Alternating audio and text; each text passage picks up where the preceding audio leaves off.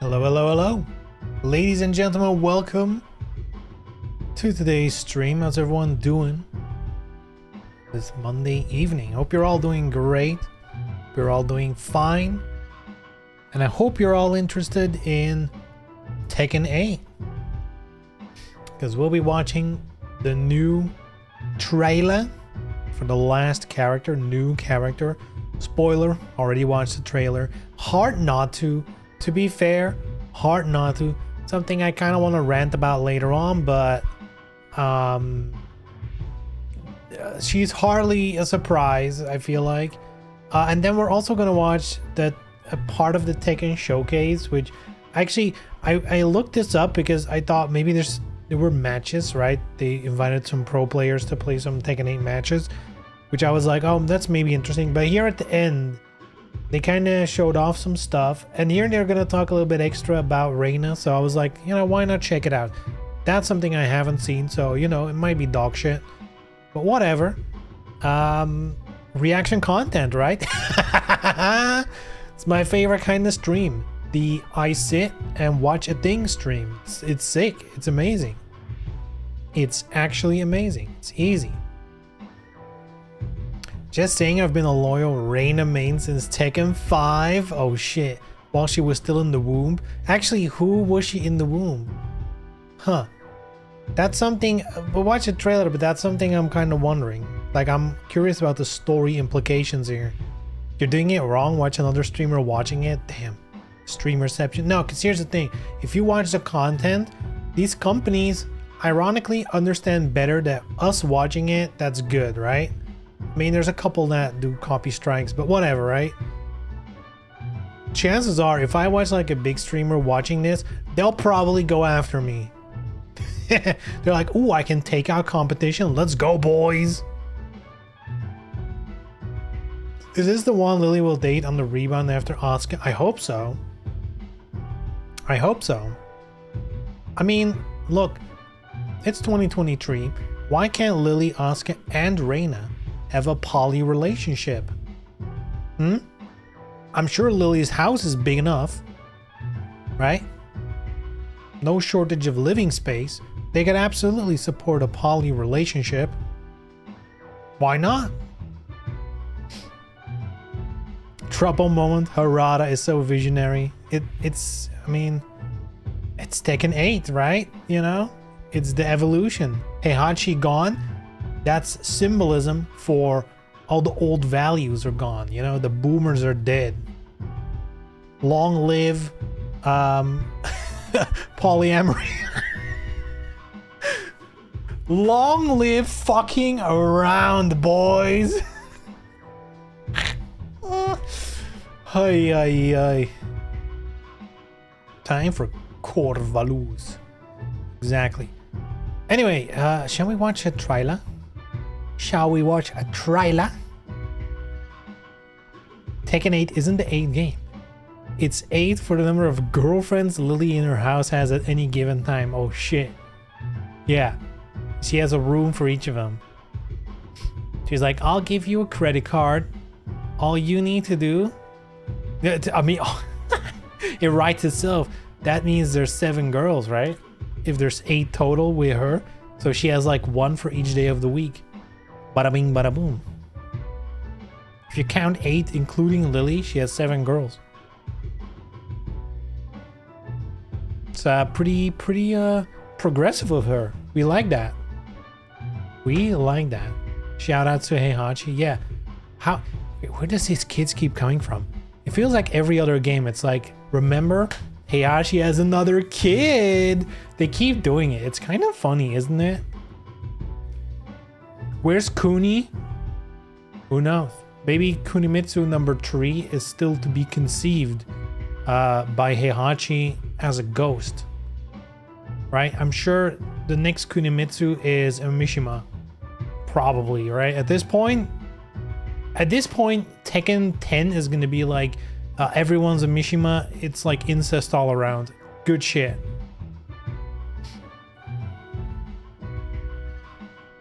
Anyhow, let's watch a trailer, shall we? I think I can't hear it, but I think my PlayStation is making noise in the background. So I'm gonna mute that. Think it's muted. Let's go, because again, I can't hear it. Trailer, let's go. Boys 16. and girls.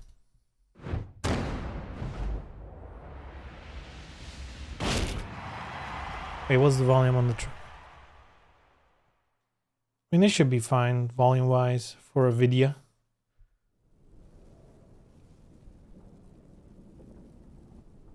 Look! The Akuma reveal. You didn't expect this one, huh? It says Reina reveal trailer. Guess what? Reina is Akuma, but the words randomized. The letters changed. Or something like that. Look, it's Akuma.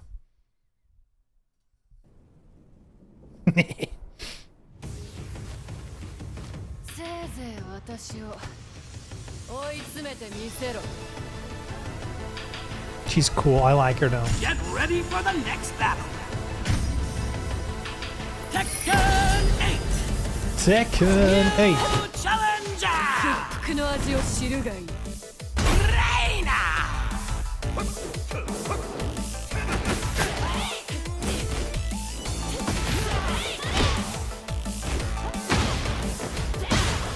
So my guess is that a lot of moves we're seeing might be different animations, but I'm kind of thinking a lot of the moves are just going to be Heihachi, and she's like a functional Heihachi replacement. I mean, she has like a bunch of Heihachi moves straight up, right?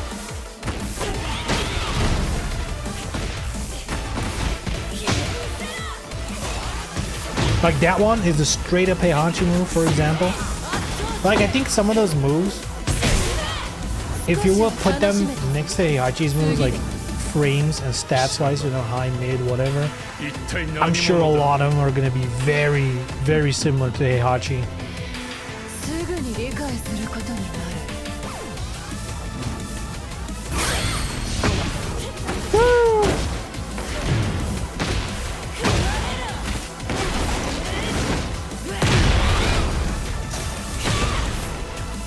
Heihachi move.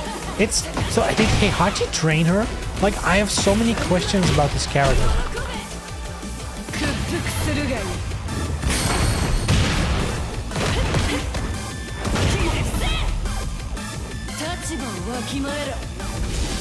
I love her attitude. Okay, so that's such an interesting visual there, huh?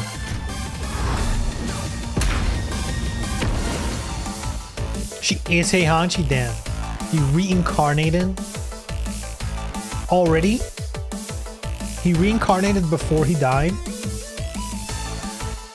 So yeah, interesting character. Also, like this, I mean, what a graphic, huh?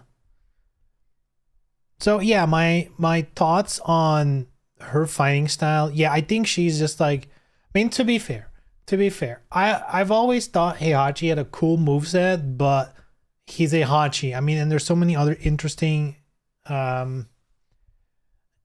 characters. I've never gotten around to it. I mean, this time, if Heihachi is a waifu now, I mean, right? Hey, yo. There's a couple of questions I have though.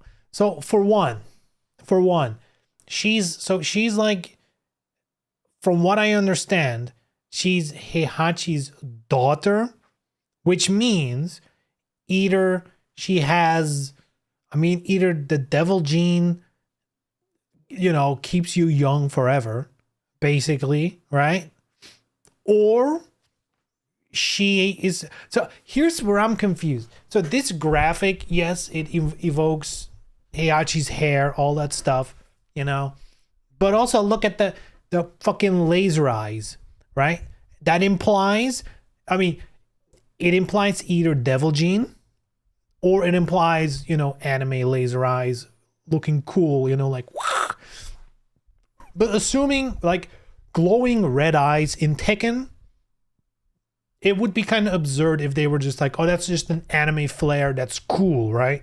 No, that means Devil Gene. That also means where from? Like who? Like assuming like she looks young. And from what I'm understanding, she's young, right? She's not 50 years old. So that means like Kazumi, who's long gone now, Kazumi was the one who passed on the Devil Gene, not Heihachi, right? Kazuya got it from Kazumi. Kazuya gave it to Jin, whatever, right? Who gave it to her? Who? How? All I can think of is she looks so. Maybe it's like a reincarnation of Kazumi, but like, why would she have Heihachi's moveset then? It's like, there's so many questions. Because if not from Kazumi, how could it be Heihachi's daughter? Unless it's only Heihachi's daughter by name. But like, I mean, what?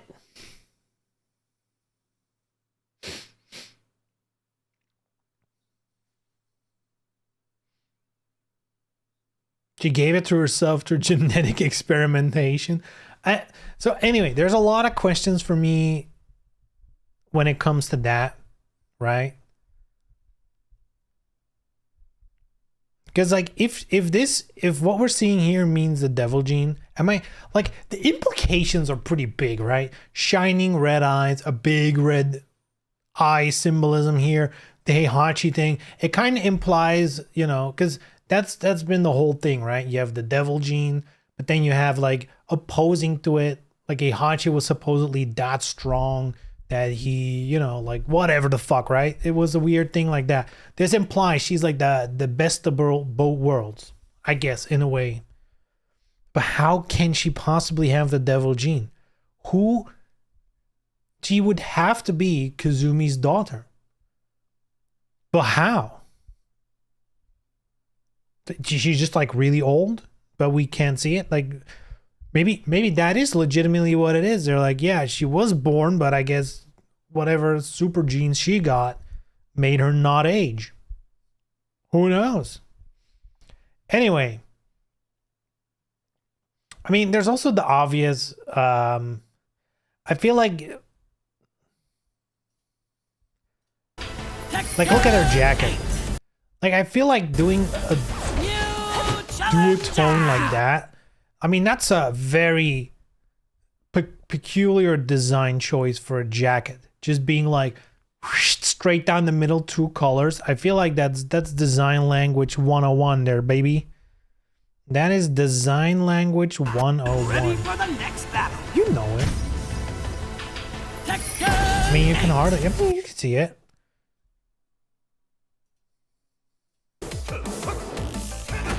Maybe it just looks cool. I don't know. Maybe I'm looking too much into it. Purple lightning. Let's look at the super again. Know your place.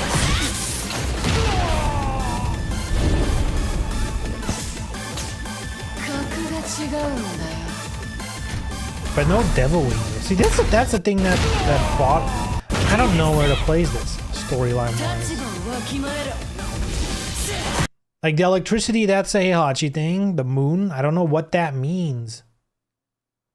Did Heihachi fuck Akuma to have her? Like, what's going on here?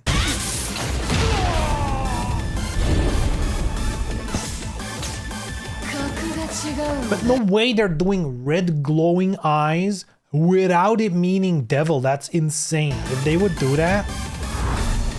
Akuma was in the opening, yeah. Heihachi and Panda, ay. No wonder Kuma was so fond of him. Going by what Harada says, Heihachi will sleep with anything? Anything? Yeah. Hey, let's listen to what he has to say, right? Anyway, so general feelings on this character. I think she looks cool. Moveset looked cool, you know. Did we need more Mishimas? I don't know. I kind of feel like, you know, if we're talking about the roster in general, I feel like Lydia got robbed. If we're being honest, like if we're genuinely being honest, they should have put Lydia in from the get-go. I'm sorry. Are you really gonna add Lydia at the end of Tekken 7? Only have to have her be gone in 2 seconds? Like what? Only trailer that actually makes me want to play the game. Yeah, she has a cool attitude, right? I like her personality, right? Probably because it reminds me, it's like that personality type of like Anna, whatever, Ivy, you know, like the typical, you know what I mean, Christy, right? Though a little bit more arrogant, a little bit like more young and arrogant. I like it. Anyway, let's watch this. So this is right after they watched the trailer, you know, and after, you know, some people were like, "Oh man, this looks amazing." Let's go. All right. Go ahead. I'm sorry. Oh, and then Nakatsu was mentioning that one of the key concepts of her is duality is going to be one of the key themes here. ちなみに What did I say, 彼女は dude? 本当に使ってて楽しいです。いや、マジ楽しい。いや、楽しい。 She's 本 so 当に fun. 楽しい。 I played should a have little bit watched before this. trip, just to refresh. There's so many tools she has. It's so, oh man. And I'm a I mean, player, just so, you know. watching the video, I noticed a lot of familiar stuff, but a lot of really cool, different takes on old things as well. マークマンもいろんなこういうヒントを見て、でもそのままの Shit, もの video's じゃな gonna く last て twice as ちょっ long. とひねってこう新しくなってる Live 感じが translation? 非常にかっこいいですと。あ、嬉しいですね。 She has long legs in that 次のスライド render. 行きましょうか。 Yeah, let's go まあ next デ time. ザインもかなりこだわ We're り。 all shaken from I'm just Steve. saying it. And I mean, これがはいレーナのデザインなんですけども、 I'm not saying it's bad. 鉄拳7でもデザインをお願いした、島崎まりさん。鉄拳7で Stream 言う acting と and 和美だったり女子のデザインをした、まあベヨネ damn, ッ I'm a タの pro デザインで Twitch も有名 streamer な now. Twitch 島崎さ actor ん right に now. デザインをお願いして、まあ彼女の二面性を She kicks ま high, あ we コスチュー get ム it. だったり髪の With カ shorts ラー and- リングも含めて Yeah, 非常にう that's まく落とし we 込ん love で high くれ attacks. て、大変満足いってます。 Nakatsu was just mentioning that the design was actually done by Shimazaki-san, who was in charge of Josie and Kazumi for Tekken 7, but also more well known probably for being the designer of Bayonetta, right? And so the core direction that we gave her was Cool. the duality theme, and she took that and translated it quite well into this character with the coloring of the hair, etc. このね上着をちょっと俺は個人的に Explains the long legs. I 作 mean, ろうと作ろうとしてんだけどね俺はね Kazumi and 作 Josie りたいですね。 didn't Jack and necessarily have. 15万円 I ぐらい mean, かけて Josie kind of did as well, right? Harada's trying to make it and sell it for about $1,500. Oh, you know Steve will buy that. You know But, Steve you will know, buy I that mean, jacket. yeah, but I'm actually she trying to do also the hair too. designed That's 2 kinda other cool. Tekken characters. Awesome. So Reina, looking forward to seeing her. I think we saw a lot of her stage, but I think we're going to be Oh, talking look about it at a little that. bit Oh, as well. it's blocked We have for a you slide guys. for that. What? No. Yep. We saw a lot of her stage, but I think You guys can't see it because I'm blocking it. Who wants to see me? Am I right? Look at this shit right here. Woo, that's player 2 outfit or whatever. Lose the jacket. Just run this. Hey yo! we're going to be talking about it a little bit as well. We have a slide for that. Yep. じゃあステージについて。 Secluded そうですね training まあステー ground. ジの Never 前にちょ seen っと that 彼女 stage のファイトスタイ before. ルみんな気になってる。ああ、そう It's です a ね。 new stage. I love it. 映像に、かなりたくさんの要素を散りばめたんですけども、二面性のうちの一つは、 Josie can fix her. 今回 Josie レイナ wishes タイド it was something to っていう fix. 実在の格闘技を、ベースに戦っています。回転するやつそうそうそう、とかですね。はい割と日本でも知らない人は結構いると思俊敏な動きだったり、だから移動の方法があったりとか、ちょっと古武術寄りなう。そうそうそう Josie wishes she existed. Oh, that's cold, dude. Her style, I guess everyone's quite Ice curious about cold it. It's actually claymore. based on one of Jesus the real martial arts Christ. called Taido, which maybe even in Japan is not that well known yet. The movement is quite unique. It's not particularly like karate. It's more closer to some of the old kobujutsu style of martial arts. はい、でそんな中でやっぱりその手刀だったり引っかき攻撃だったり結構残虐な技も、好んで使うっていうところと、まあ、ちょっとストーリーを、遊んでもらうのでなかなか、何とも言えないんですけども、なぜか三島流 I was kind なんか of I was kind of when he's like, oh, it's like an older style, maybe not that well known, martial arts, yada yada yada. I'm like, this is Tekken 8. When is he gonna say like, oh, and on top of that, she has an AK, right? So you know. 実は得得していて、 She also まあその carries 暴 an 力性があ AK るっていう just と to ころの make 二面 sure. 性も表現してます。 And so the other side of that duality is she uses a lot of these knife hand strikes and gouging attacks, very brutal. And so for some reason, you have to play through the story to find out why, but she uses Mishima style fighting karate as well, so that the kind of dual styles. We'll have to play the は story. い、なので、まあ、その風神剣のような技によって、見た目 Fujin. も含めて Obviously, the Wind God Fist is very typical of the Mishima styles, but then also the very quick and the unique movement of the Taido. So she's able to get in and out of a fighting distance quite quickly. And also the look of the character, we put a lot of focus into the details of it to make her really stand out and be a special newcomer to the series. はい、なので、まあ、そういった、まあ、サムを作ってくれて入れて楽しみにしてほしいです。 And so not only Nakatsu directing overall, but the person in charge. Okay, hear me out. I have a theory. All right. It's not fully formed yet, but it popped in my head because it doesn't add up, right? Something doesn't add up with, you know, her age and like Devil Gene or not, but she's a daughter, but something's off there, right? Something doesn't make sense. Think about the colors we're seeing, black and purple, duality. What does that make you think about? Is there a previous character in Tekken history with that color scheme that is sort of linked to the whole Mishima and Kazama family thing? There is unknown. Lee, you dumbass.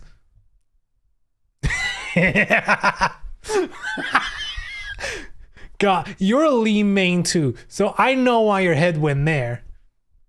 Damn. You're like, dude, Lee at the pool and all the girls are at the pool and then Heihachi shows up? The fanfic writes itself. Lee Heihachi, yeah, and Lee gets pregnant. Now, think about it.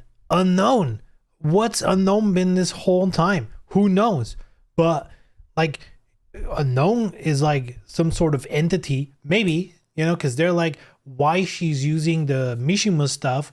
You'll have to play the story to know why she's using some of those moves, right?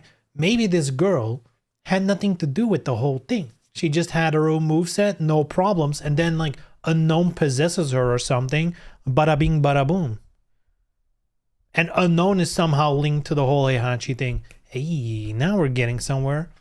Charge of creating the footage for this trailer you saw, and She's then also Ancient the battle Ogre? director, how to show off this character. And make That's them not look, nice of you to say. Is, you know, You can is say awesome you as- don't as we like how can she was looks, something that but calling really her took an a lot of ancient time and effort ogre, to get it right that's- before we showed That's everyone. rough, man. So we hope that while you're waiting That's to rough. get your hands on the game, that you'll Have check you out the seen how trailer several girls in times Tekken to look for all age? these hints and all the cool Ancient things that she ogre. can do. Jeez. まあちょっと今トレーラー見た人のコメントでもちょっとトレーラー見ただけなんでね性格は一面性しかないみたいなコメントもありますけど実はなので Picking up comments saying she looks very one-dimensional, but you know, personality-wise, it's kind of hard to say anything like that about her without seeing more of the game, right? So she's got another side to her. She's quite mean as well. She's got a mean streak to her. So we hope that We love you'll it. check Mean her out. streak.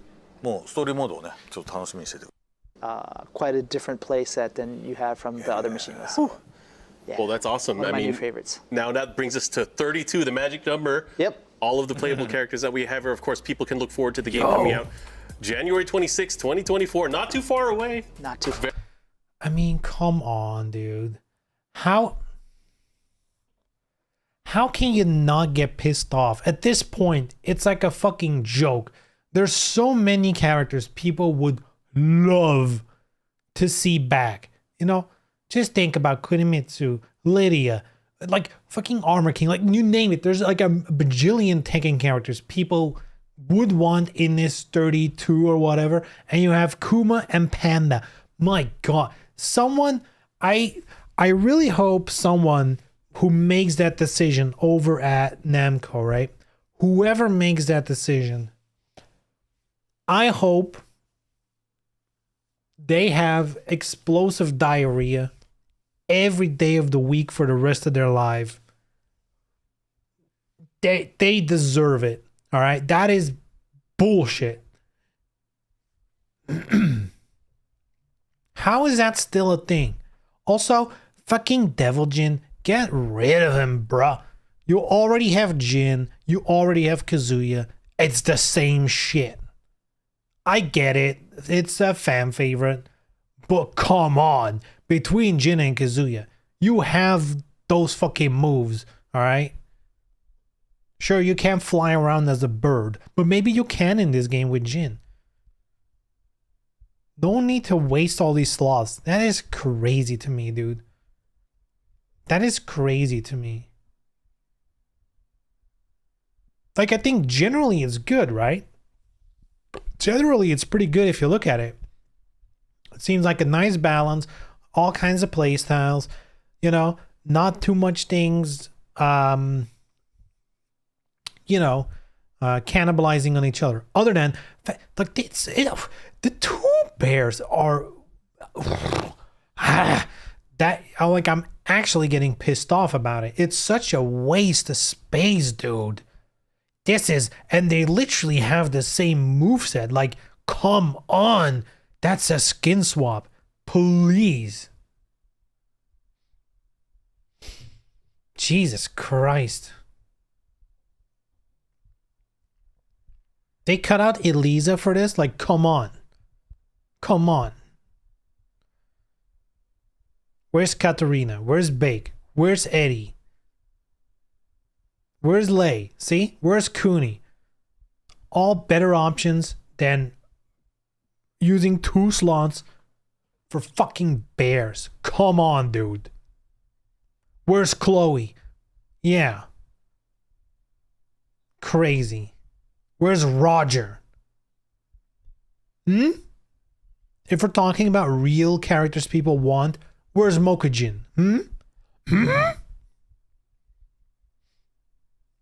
Where's Heihachi? Oh, wait.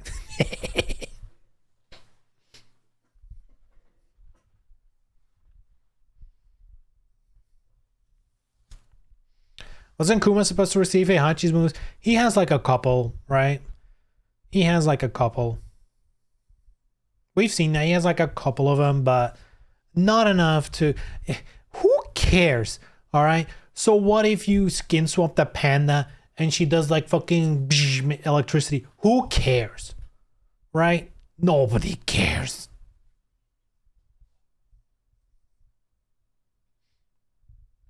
At least fan favorite Shaheen came back. Yeah, I know, right? God.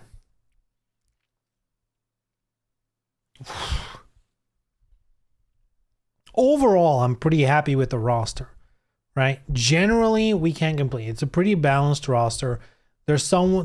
I mean, as much as I like to complain about wasted slots, I'm not talking for me. I'm talking for other people, like in their favor. Because for me, God, Lily looks amazing. I want to learn John. Nina's there. That, you know, very cool. And now Reina, like, dude, there's plenty.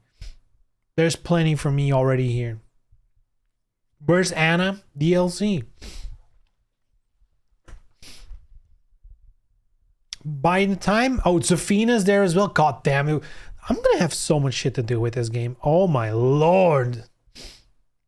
Anna's always going to be DLC. Yeah, Anna is the Baiken of Tekken.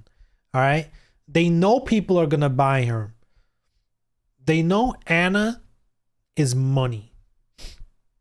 Putting her in the base game on a spreadsheet for the suits is an actual loss. They know she's money. So she's going to be DLC. It's the same thing with Baiken in Guilty Gear. They know Baiken is money. 2 money bags to be specific. She's money.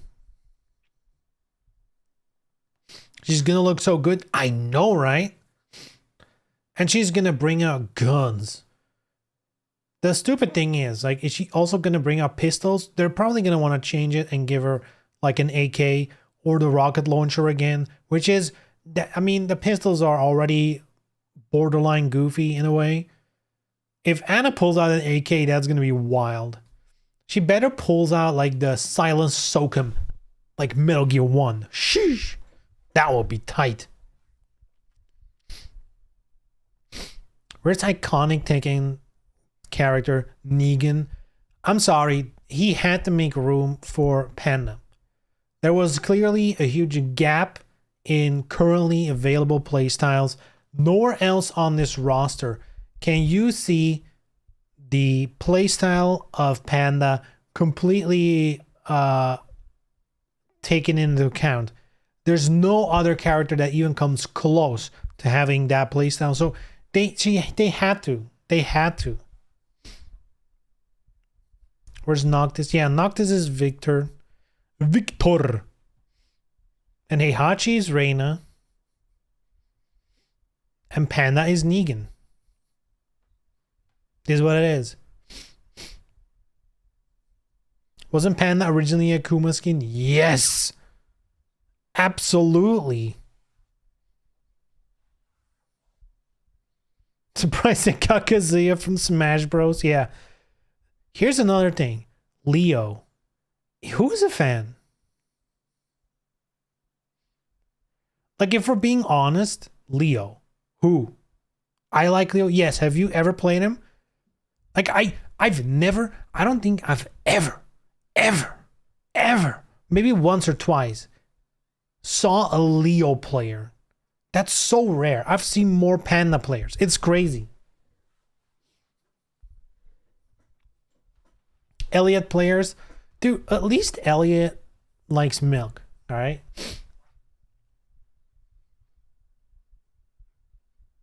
I would prefer guest character Elliot over Leo in this game.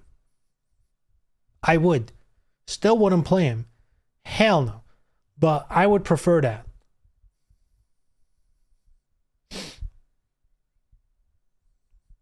Leo's budget. Leo's budget Elliot. That's good enough for me. Can't figure out if she likes milk or has milk. Or both. Why not both? If Lily can be in a poly relationship, then Leo can swing both ways. Alright?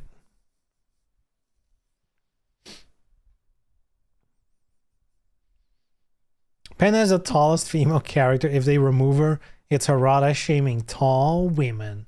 We don't know how big. Wait, Elise is a robot with chainsaws. I'm sure if you measure her from head to toe, she's probably big. She's a robot. Big robot. Anyway. Very, very close.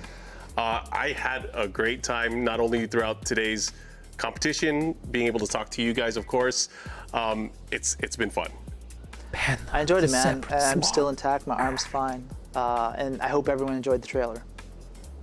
はい、あとですね、今スライ What? Trailers will be released weekly, but it's done. We've seen them all.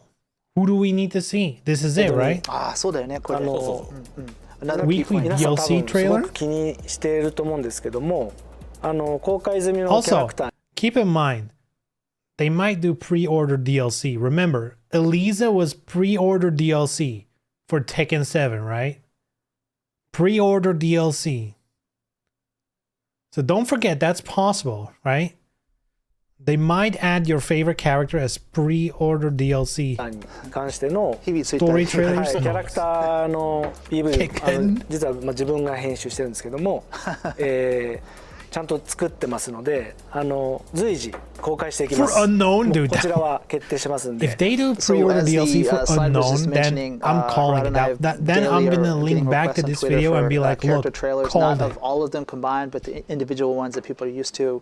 We will be releasing them from now until the release, so look forward to those, please. これね鉄拳プロジェクトの伝統ではないんですけど僕も現場でずっとやった時はキャラをこうスクリプトを打ちながらのそう急もうすぐ皆さん We are actually, Nakatsu is actually editing many of these. So, and it's just something the Tekken project does a lot. Harada used to do the scripting for the battle sequences, but also doing the trailers, etc. So now that mantle's been passed to Nakatsu. So, very busy. So we hope that you'll stay up to speed. はい、お待たせしました。公開を楽し Out the trailers when they're released. Something for all the Tekken fans to look forward to. Before we leave for the night and end our Tekken talk here, and of course our wonderful day of Tekken 8 action, I got to ask you guys, what is your message to the Tekken fans? Let's start with you, Nakatsu. ファンへの一言。はい、本当に、今日で全32キャラクターを公開できた最大格闘ゲームで鉄拳続きよ Reveal. ろしくお願いします。 So Nakatsu just mentioned how he's excited to be able to reveal all 32 characters in the lineup today, and that him and all the staff that are working hard at the game are working their best to make it the most impressive installment to date. And he has something to ask of everyone, that to take all of that power and energy that you gave us for Tekken 7 and to make it even better and bigger and bring in more people for Tekken 8. So He please help means us with money. that. That's called money. はい今までのねこうコアに鉄拳ガリガリ対戦してのね世界に乗ってますなので乗っております Going to enjoy this one as well. But even if you haven't, there's a lot of content to enjoy. Not only the story mode that portrays what happens with all the characters, but the kind of story mode in the arcade quest of you as a player and your story. Not just that, but the Ghost AI characters that we have this time. That whole system is quite unique. Ghost and AI it, sounds also like the a beach Hachi. volleyball, kind of the Tekken ball that many people love from the past. All of this different content you can play by yourself, even if you don't feel like jumping online to play against other people. So definitely please check it out. あともちろんその発売までもうちょっとだけ時間あるので、皆さんが言ってる要望出てくるマッチで一人 We still have a little bit of time before the release of the game, so obviously we're still listening to your feedback, etc. Today, when we saw the pros playing the game, he told everyone to make it look good, make it look fun, and they did their part. And then Ash actually tried his best to destroy everyone with the new character Azucena. So he decided to try to nerf her before the launch of the game. So. No. And since Harada took time, I'll make mine short. But I just feel I've that seen this a lot of game is comments just about amazing. that. All 32 About Arslan characters Ash in have this been built from tournament. scratch, and I think Apparently, I like the he was designs, playing a the new most character out of any installment to date. and was And pretty. The My Replaying tips and the Ghost. The word that was all these used things was that are that he was unique for a pretty fighting cracked game at that'll it. help you jump into Tekken 8, even if you've never played the game. So now is the best time to start and get it on. All the excitement that's He was about to looking come. pretty cracked at the Awesome. game. Well, again, it's been a fun day. Nakatsu, Harada-san, Michael Murray, thank you guys for coming out here and providing us with this update, with this Tekken Talk. On behalf of the EVO team, I want to thank everybody here that was out here from the community, the players, everyone at Bandai Namco Entertainment Tekken Project team, and of course, all the Tekken fans around the world. We will see you guys next time for more Tekken action, and make sure you guys pick up the game January 26th when it comes out. See you guys next time. Yeah. Tekken 8. It's gonna be sick. I think it's gonna be a fun game for sure. Game's out on arrival anyway, since Grand Blue releases first. Yes, I'm sure Grand Blue is gonna, it's gonna make a huge dent into Tekken sales. Unfortunately, Tekken just had to release so close to a re-release of an old game. What were they thinking, right? What were they thinking? Koei Tecmo hasn't announced DOA 6 Ultimate releasing February 2024. As a courtesy, so they would sell 0 copies. God. Honestly, I wish, dude. I'd be down for it. DOA 6 Ultimate. I'd be down. Does the story mode actually show what happens to fan favorite Katarina and her Giga story? Her Giga-ass story? Yeah. What's with all these interesting plots, Do we ever see who really wins a best of 3 dance-off between Eddie and Chloe? Do we really know? We don't. That's an unsolved story thread. We will never know.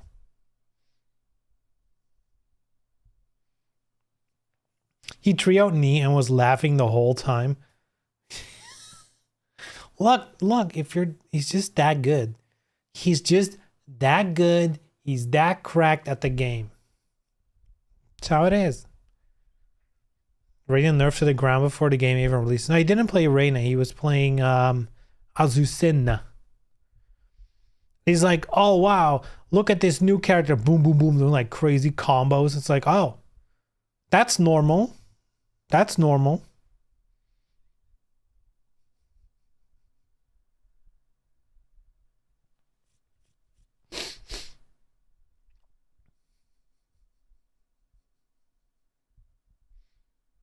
Random fact, but according to the wiki, Reina and Elise from Venus Vacation have the same VA. I mean, now we all have to main Reina, right? We have to wear our allegiance, if you will. They both die since they're not in the game. Yeah, everyone who's not in the game at launch, dead. Dead character, unless proven otherwise. I can't believe they added Kuma and Pen as a different slot and didn't include fan favorites like Fakumram. Characters everyone was like, man, I can't believe Tekken existed without Fakumram. Such a fresh idea.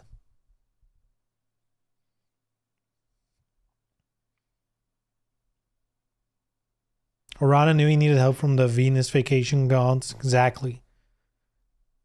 Venus Vacation carrying the FGC as it always has been. Yeah, I joked about it earlier today. You guys didn't know, but I saw, as I was setting up the stream, I saw someone commented on YouTube on one of the past streams. You know, so clearly the multi-streaming thing is working because, like, God, can I see this? Can I show this? Is this gonna... Oh, shit. Look at this. So I really haven't been using YouTube at all, right? But apparently my views went up by 748%. And minutes watched has gone up by 1,877%. So basically from zero to activity, right? So I'm also getting comments on these past streams, right? And someone was like, man, too bad, you know, I really wish we got DOA 7. Unfortunately, they fucked 6 with all the DLC practices. And I was thinking about it for a minute. And I was like, did DOA once again pave the way? Because they did once before. They went all in on DOA volleyball. They went all in on, you know, the weird advertising. Everyone was like, haha, titty game. Nobody plays you. We're all playing these real games. And then those real games were like, huh, well, now they're getting the blame. So we can just go fucking hog wild. So every other fighting game was like slinging titties and ass, you know, in our face. And everyone's like, this is a real fighting game. It doesn't matter if I'm licking Yuri's feet while I'm playing. This is a real fighting game. No perverts here, ever. Don't look at my mods. When I'm hosting my Street Fighter 6 tournament, don't look at my mods. Because we're not perverts. You don't need to look at my mods. There's definitely not a nude mod while I'm running a tournament. Wouldn't be me, right? So that's the legacy of DOA. DOA walked so others could run. And now, if we look at microtransactions, right? We're seeing Mortal Kombat selling fatalities. You know, we saw it, the Halloween fatality. What was it, $20 for a Halloween fatality? You know, literally now. Wait, hold on, look at this. Hold on. Because we're done with this, right? We're done with the videos. Hold on, let me show you this. This ties in perfectly with what I was talking about. Where's this dog shit?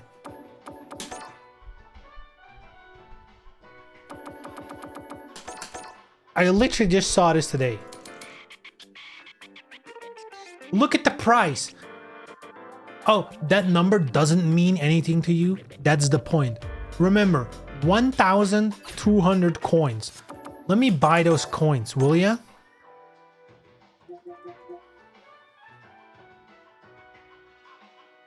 Are we really gonna sit here and say that DOA selling a costume pack, one costume for each character for like 20 euros was a problem when these guys are selling a samurai outfit for 24 euros that you can't use on characters? It's only for your avatar.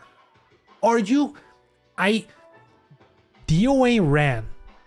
Now everyone's running. Selling 20 bucks fatalities. 24 euros for a single samurai outfit. You cannot make this shit up. You can't make this up. We're at the point now. And here's the funny thing, people are not talking about this. They don't want you to know. They're not talking about it. I'm sorry. Damn, I need to go on TikTok and be like, this is what the media doesn't want you to know. But it's like, no, like Street Fighter, people had small complaints about the prices in Street Fighter 6 when they did the Ninja Turtles thing, right? And I heard all the copium. I heard all of it. Yeah, but it's the Teenage Mutant Ninja Turtles. That's a franchise. They need to pay the licensee holders. Yada, yada, yada, yada. They weren't as expensive as this stupid fucking samurai outfit. And not only that, before the Ninja Turtle outfits, they did like a pirate coat for 1,200 coins. So it's nothing to do with the license. They are just ripping people off broad daylight. And it's how are not more people like, hey, like when you say DOA 6, the first thing people say is like, oh yeah, that was fucked up with all the DLC, and they're ignoring what's happening in front of their eyes. This is a million times worse.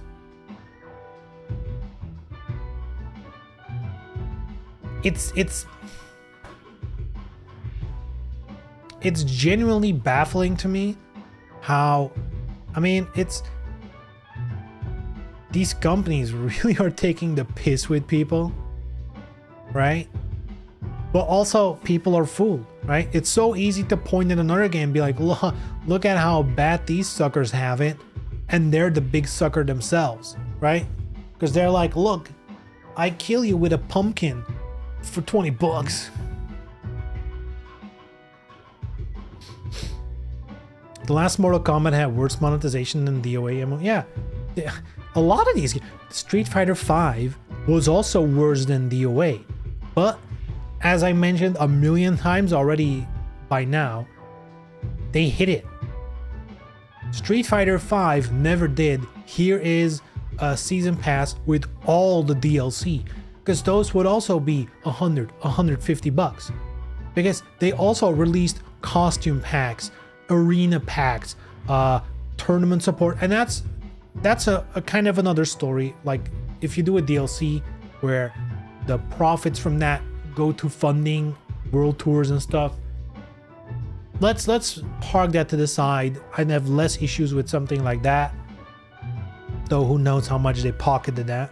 But yeah, they did so much DLC for Street Fighter V, but most of the DLC that they advertised was like, here's a character pass, just the characters. All the other DLC, if you bought Street Fighter V at launch and bought every piece of DLC as it came out, you have paid actually thousands of euros. It was so much costumes. Often like 3 costumes for like 15 bucks. Like crazy shit like that. You know? Like I think if you go back to DOA 6, prices did go up over time, but the majority of outfits were about 2 euros per outfit, you know? Like a bundle for every character was like 12 to 15, maybe 20 bucks. Depending on how many costumes were in it, but like the average price started out at 2, I think it went up to like 3 to 4 euros per outfit, but still, we just saw a fucking 24 euros pirate or samurai outfit for an avatar, not a character. Are we really gonna complain that DOA 6 had 4 euro outfits? Like, what? Insanity. Actual insanity. But hey, DOA sucks, am I right? I can't believe DOA tanked because of the outrageous microtransaction stuff. And look, let me put it a little bit more into perspective. I also think DOA 6 went overboard. DLC should not be this expensive, you know? Like, if we're being honest, it really all shouldn't be. Or even if you're gonna do that, just do packs in between. Like, do a year worth of DLC and then release like a complete edition or some shit that's like significantly reduced in price. I don't know. Like, there's gotta be like a more friendly way to do it.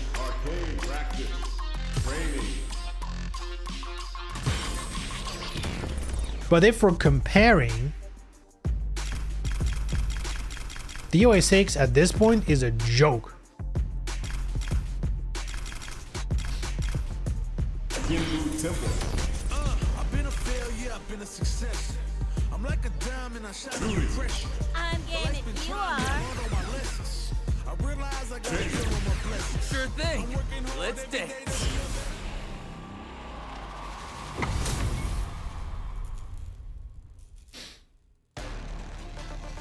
Tekken has Panda, I guess Street Fighter has Whale. Damn. Why would I pay for outfits when nude mods are free? Because nude mods are cringe. Like, you can do that in your spare time, sure. But cool outfits require effort to make, right? Someone needs to design those, make them fit every character. God, how does this game work again?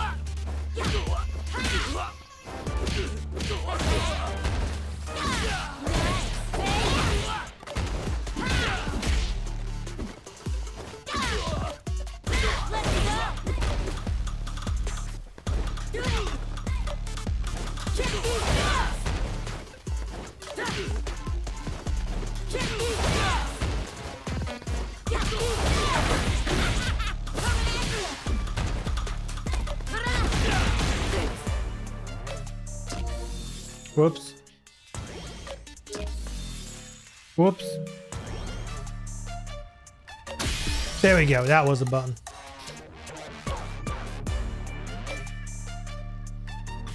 You also have to weigh the quality of the costumes themselves. I mean, what do you define as the quality? I didn't like most of it. So what you like or didn't like, that I don't think that's relevant to the quality. That's just personal taste. I guess you could make an argument that a color reskin in a 2D fighting game is significantly less work than making, even if it's a Santa outfit. You can laugh at that, but the actual labor of creating that and fitting that on multiple characters is significantly more than recoloring in Granblue or some shit. So obviously the recolors should be, I mean, basically free, right? They should ask like €1 for a recolor pack for every character together, because like that's like 2 minutes of work. You know, you wiggle some sliders, bada bing, bada boom, done. Towards the end of DOA 6, they were recycling DOA 5 outfits anyway. Yeah, but they labeled them separately. They were doing the revival that was separate to the new costumes. So you didn't have to interact with that at all.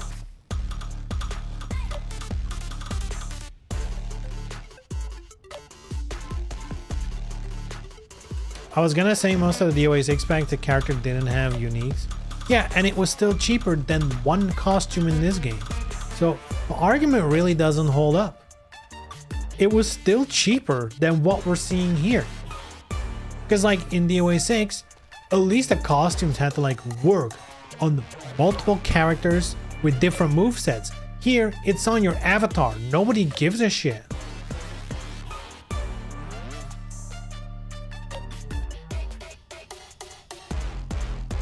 DOA also looks 10 times better than most fighting games by default. I mean, that's a big part of that is the engine, I would say, and how lighting and everything works, and how materials are rendered, that kind of stuff. I don't think that necessarily increases the workload, but again, this is, I mean, we're discussing the minutia of something when the big picture is as obvious as it gets, right?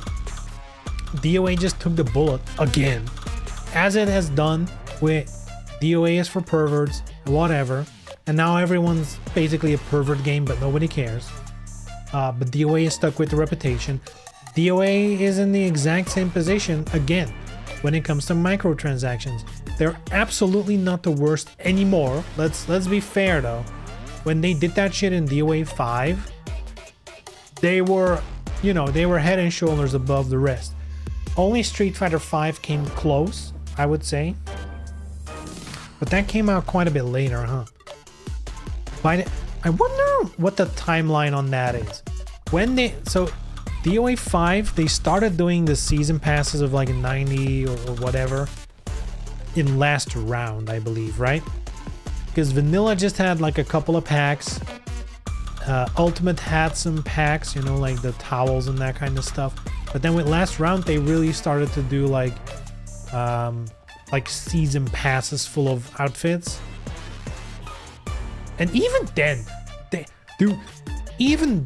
sure, they were expensive. But in between, I mean, I guess they were too expensive because you got the towels and all that stuff. That really wasn't cool. But we also had the Guilty Gear costume pack, Attack on Titan. There were like Senran Kagura. There were like a bunch of crossover costume packs that were like every character looked significantly different. That there was like high involvement outfit packs, and they weren't really that much more expensive than towels. So if you didn't care about towels and stuff and only bought the crossover things, you got a great deal, honestly.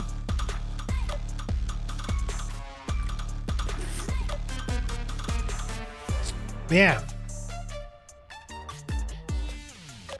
Once one company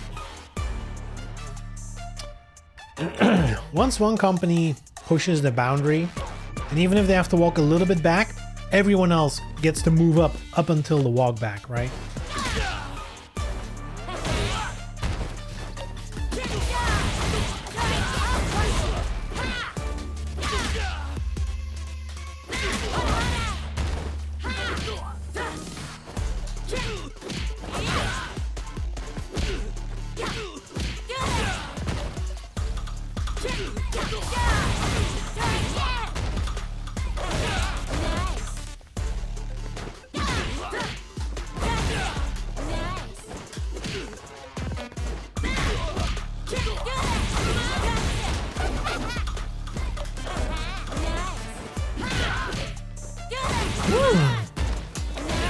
I kind of lost my timings.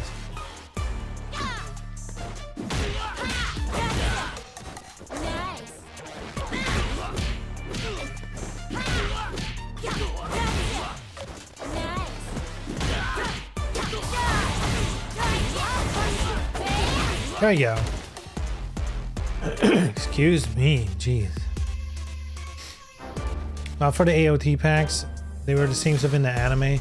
I mean, sure, not the AOT packs, but like there was also like the Ryza pack. No, not Ryza, but like the Atelier, and like there was plenty of good stuff in DOA 5, that wasn't just copy paste. I mean, in DOA 6 too, but they definitely did more of the copy paste stuff.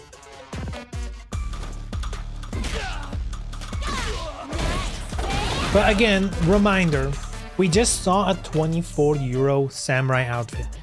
One outfit. Even if if you would get that samurai outfit on every character in the game, it would still be a ripoff, right? Because that's still more than what DOA generally asked for a complete costume pack. Maybe not like the Halloween ones. They were usually a little bit more expensive.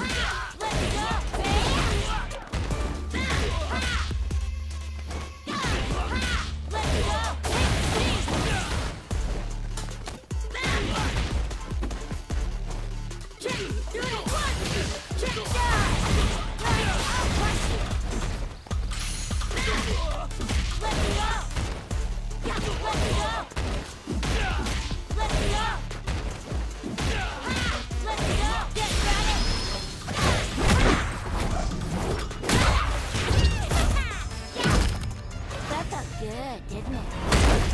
What a waste of Let me go!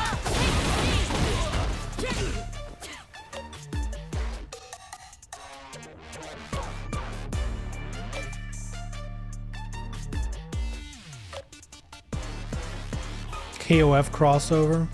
Was that also there? God, DOA 5 had definitely better outfits than 6. 6 has some cool ones, but man, DOA 5 blows it out of the water. DOA 5 also had quite a bit more outfits in general, so maybe if you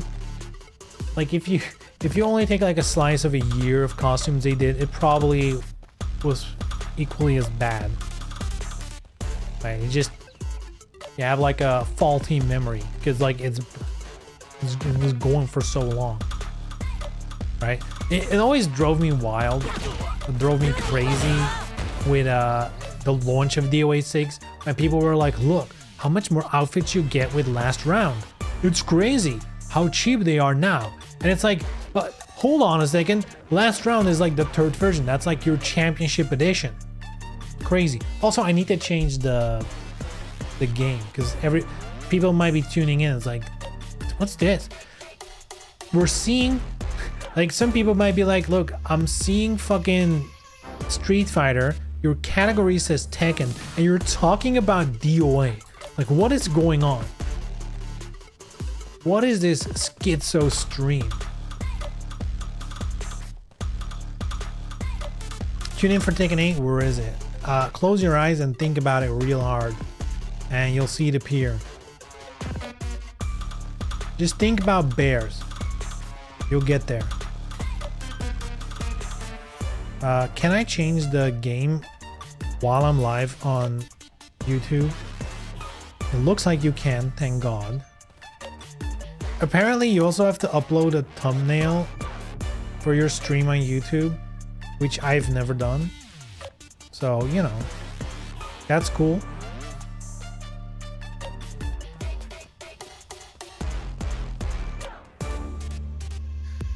Pum, pum, pum, pum, pum, pum.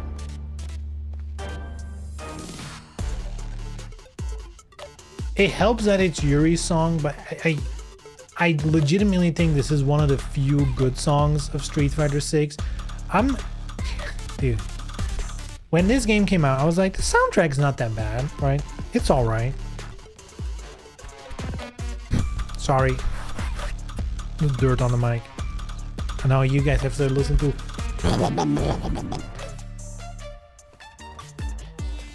At first I was like, the OST's not that bad, right?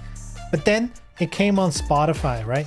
And I'm the type of person at work, especially if I have to like start coding and shit, I tend to put on music without singing, you know, just like synthwave and a lot of soundtracks. That's a lot of times I'm listening to like Assassin's Creed soundtrack, Final Fantasy VII Remake, like a bunch of video game soundtracks, or like Tekken, or like stuff like that, right? So when a video game OST releases, I'm like, oh yeah, shit, nice, let's go. So I turn it on at work, and I'm like, God, this song sucks. And the next one, it's like, God, this is actually not that good, huh? All right, but you know, tough, but the good ones are coming, right? Because I played the game, I heard good ones, and then this song comes up. It's like, yeah, this one's good, right? It's like that K-pop inspired stuff. I'm like, all right, good shit. And then you're like, by the time, at some point, I've skipped through the whole OST and found like 1 or 2 songs that are good, and it's like, God, did they only really like hit it on the head like twice? That's so fucked up. And it's not even like a genre thing. It's just not catchy. It's just not good. Crack copy. Where's the technique crack? Ay, ay, ay. Guess I'll go watch Arsenal. Yeah, ask him. He might know. He is cracked at the game. He might know.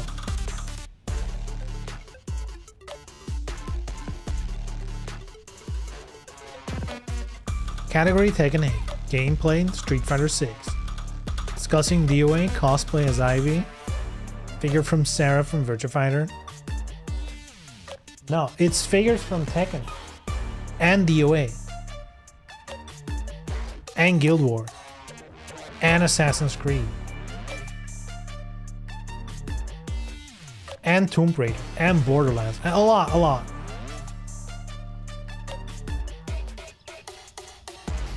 Completely beside everything we've been discussing, but I just saw today Magic the Gathering, the trading card game, is collabing with Tomb Raider, and they're creating Tomb Raider cards. And if you saw it, you're like, this is a cute fan art. It's real. They're asking money for it.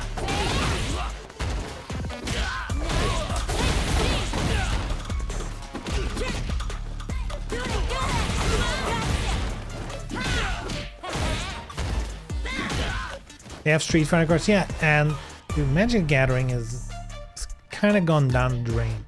It's still a great game, right? The gameplay is always going to be good, but man, they have.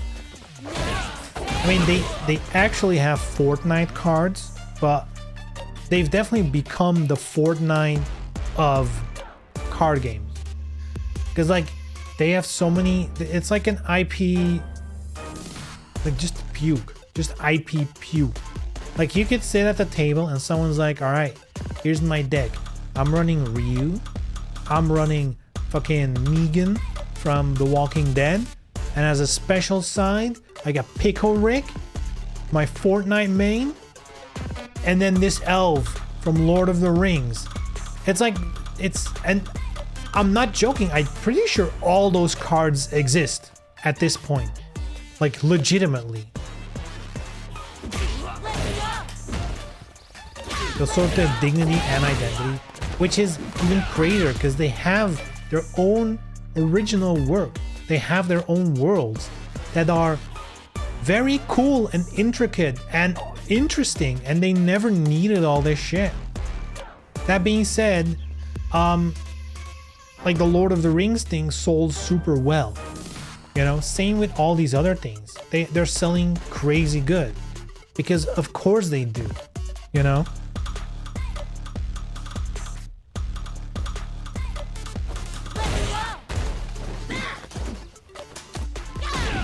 And I've gone from the stance of resist it, play with the OG cards, you know, the new OGs that release, don't buy into this stuff. But now my stance has become, because we've seen so many of these release now,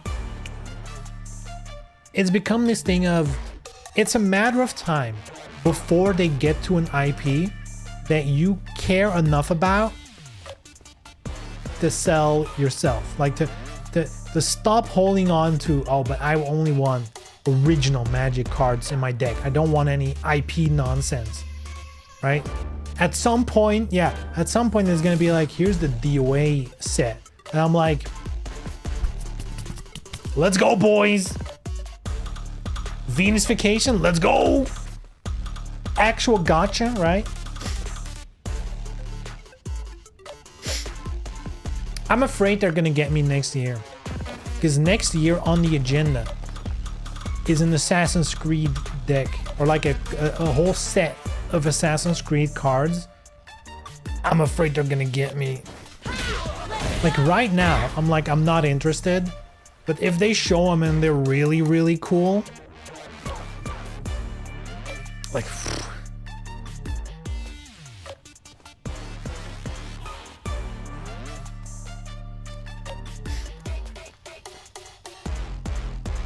also, it's about multiplayer, isn't it?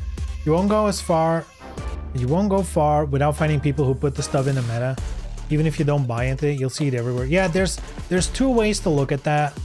Yeah, if you're completely staunch against it, you're already fucked. There's already so much stuff out there, you're gonna encounter it. And I'm not even that mad half of the times. There's definitely things where it works. So they did like a Warhammer 40k collab, and they just released like 4 decks of cards with Warhammer stuff. And it's like, that's cool. I can pick up those decks and use them against each other. And now we're just playing the game Magic the Gathering, but everyone's like in the Warhammer universe. That's cool. But you can also use them against real Magic cards, and it's like, well, now it's getting weird. But, you know, that has its place. That can be cool. But once they start doing shit like, for example, now they're doing a Tomb Raider collab, and the card Lara Croft Tomb Raider is a unique card. And this is always where it really bothers me. They've done a bunch of skin swaps where it's like, here's Ryu, but it's actually an already existing card. So functionally that card exists in the Magic universe, but they just took that one, slapped the Ryu on it, and now you have a Ryu card. I'm even fine with that. Because like, yeah, it looks like trash, but at least people who want to play the game aren't completely hosed, right? But now they are. Because there's so many cards that are unique, like uniquely designed, specifically with that kind of art, with that kind of collab stuff. You know, they did like they did a whole set of Lord of the Rings stuff. That's all unique cards. It's, I mean,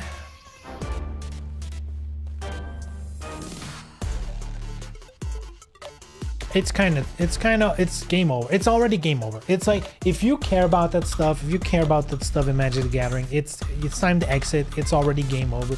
Either you accept it or you stop, or you lose your friends. Because this is where it goes.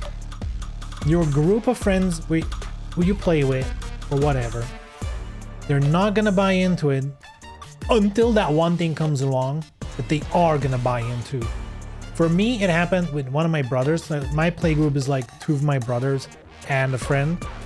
One of my brothers was like, oh, Doctor Who. There's cards that they did like a Doctor Who thing, and there's like unique cards in those decks that are so good, I can't not use them in certain decks I have. They're too good. They make it so much better. It would be insane not to use them. And so now Doctor Who's at the table. Get fucked, right? Another reason not to have friends. Yeah, just don't talk with my family anymore. Good shit. And I mean, yes, Ternary, Lord of the Rings kind of works, but at the same time, where for me it kind of fucks up is like, let's say I'm creating a deck full of goblins. You know, it's like, oh, it's a cool archetype. There's all kinds of goblins in the Magic universe. And then you go to Lord of the Rings and there's also goblins, but they look completely different. They're like almost these big ogre creatures, when in the Magic lore, they're all like tiny little, you know, like annoying little critters, basically. And now the Lord of the Rings ones are like big, hulky, strong boys. And it's like, that doesn't match. Functionally, they match.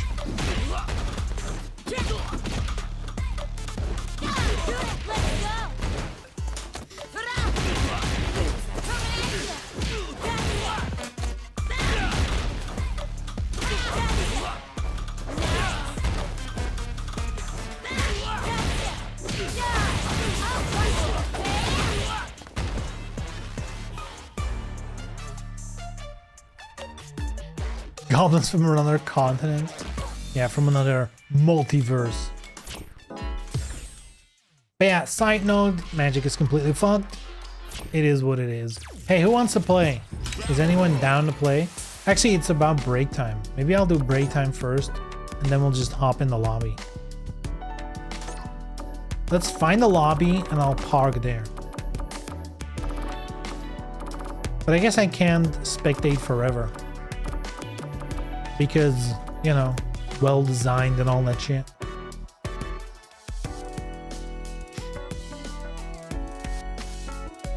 Anybody still plays this game? You're not gonna play this game?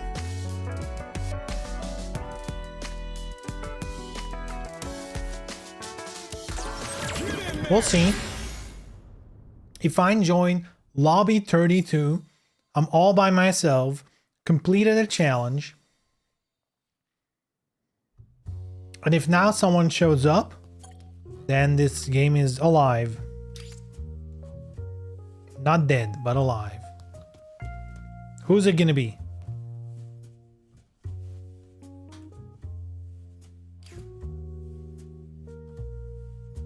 It would be very embarrassing if now nobody shows up. That would be very embarrassing.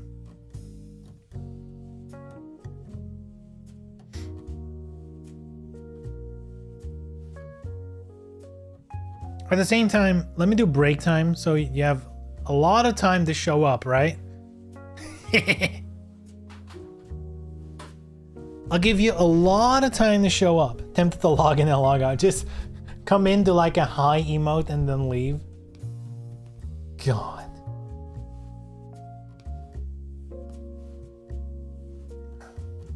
Hey, alright, we did. It's been a great stream so far, huh? Talked about Tekken, watched some Tekken videos, talked about DOA while looking at the training mode in Street Fighter while being in the Tekken 8 category, and then talking about Magic the Gathering. My oh my. This stream makes no sense anymore. I love it.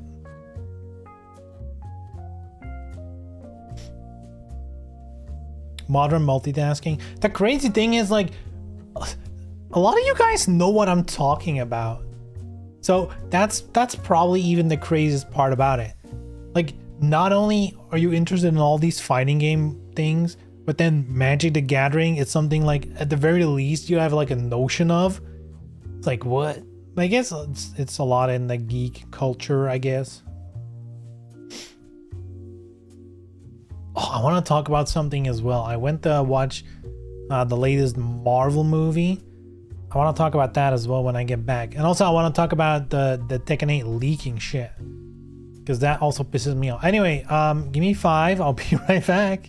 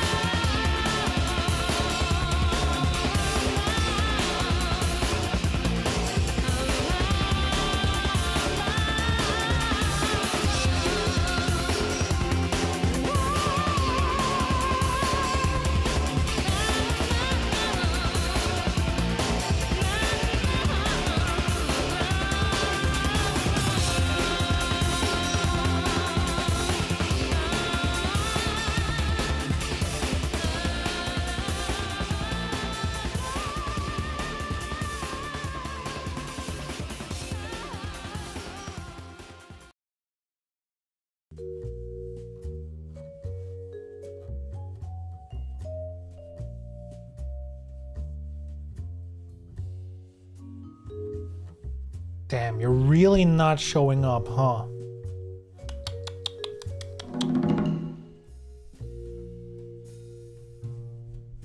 You're letting your favorite streamer down.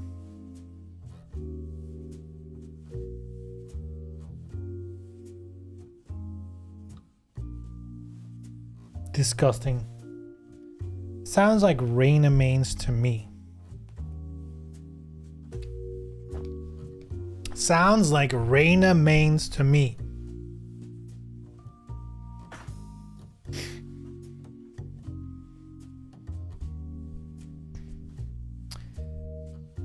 Just talking stream forces themselves to play in just chatting streams. I could do just chatting. That's not an issue.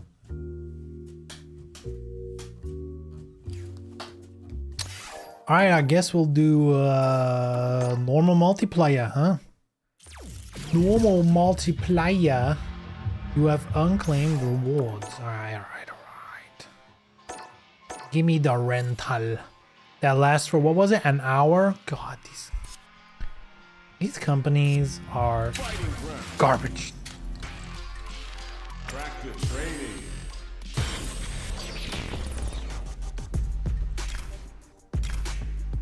Valhall Arena. Are y'all tired of playing the sideline? Do this. Gotta make my own highlights. I know. It's time to heat up. For the fight of my life. As I Show 'em command what I this got, 'cause you bitch. know that it's my time.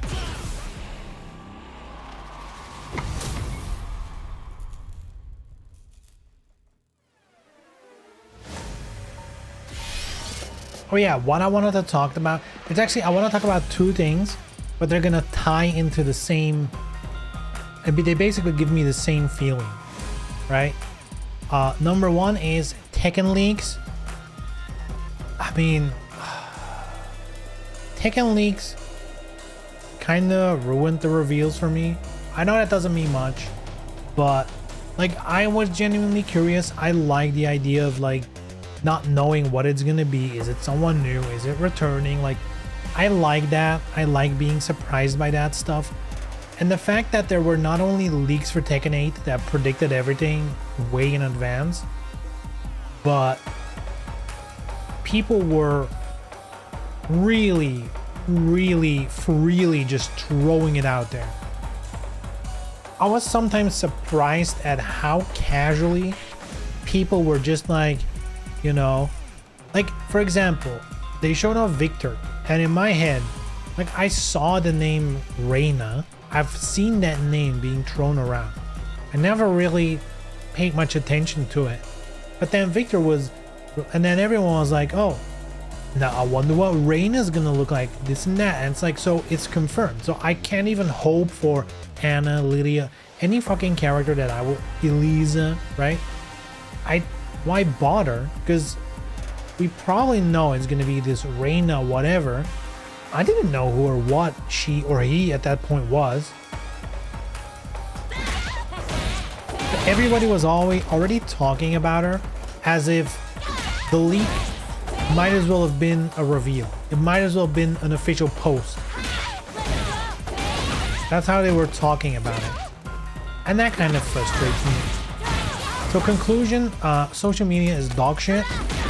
I never thought I would become that person, because I've always been like, I mean, like, anyone who's like, oh man, you gotta disconnect from the social media, it's bad for you.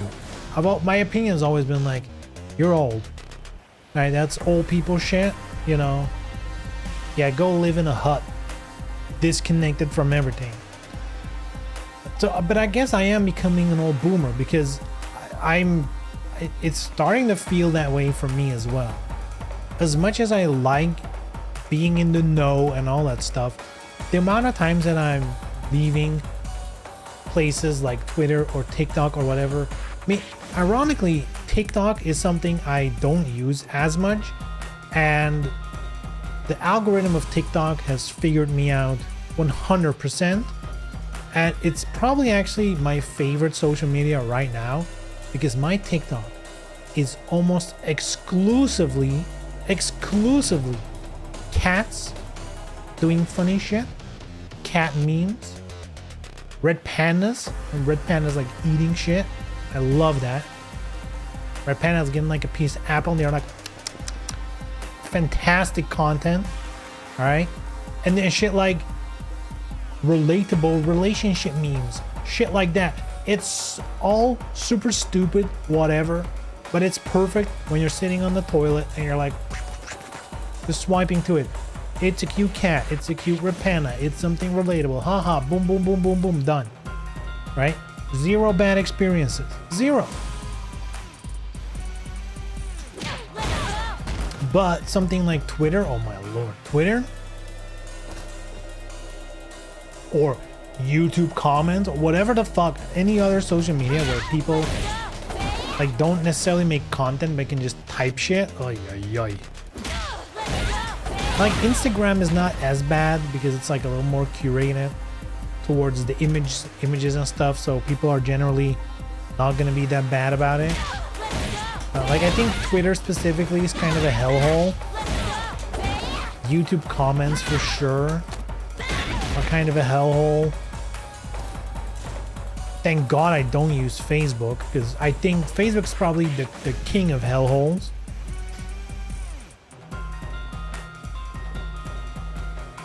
But yeah, what I'm getting at is I used to not care as much about it, and now like the Tekken 8 leaks really, like thinking back on it, pretty much every character that we've seen, with a couple of exceptions, were spoiled to me before I could see it.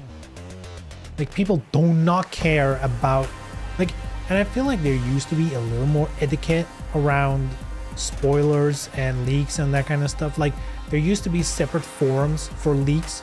Like if you enjoyed leaking, fine, go leak in the corner where you belong, right? Don't throw it out there. Don't do that. And generally people did it. Like some assholes didn't, but was generally like frowned upon. Now people just don't care anymore.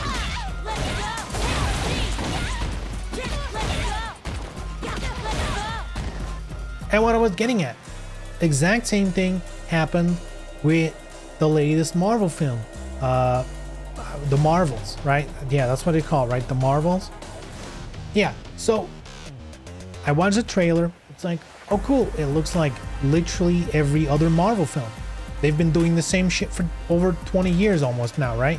I don't know how long have they been doing this shit, since like 2000 something. It's bound to be like 20 years now, right? They've been doing the same shit over and over and over. And here's my opinion on Marvel films. I used to really like them. Now I still like them. They're fun movies to watch at the theater. They're basically your safe bet. If you're like, I'm going to the movies and I want to have like a good time, I want to see some big action on the big screen, and I want it to be minimum good, and there's like a potential to be really good, but it's probably just the same schlob that you get every time, but it's tasty, right? It's like you know, it's like your favorite fast food. You know it's dog shit, but it tastes good. That's Marvel, right? So when you read online these days, apparently Marvel is like trash, right? Everything Marvel is bad. And I think we've gone to the point where I think every Marvel movie, every Marvel TV show, whatever, it's become, as we've seen so many times in video games, it's the cool thing to hate. Right now, it's really, really cool if you hate Marvel.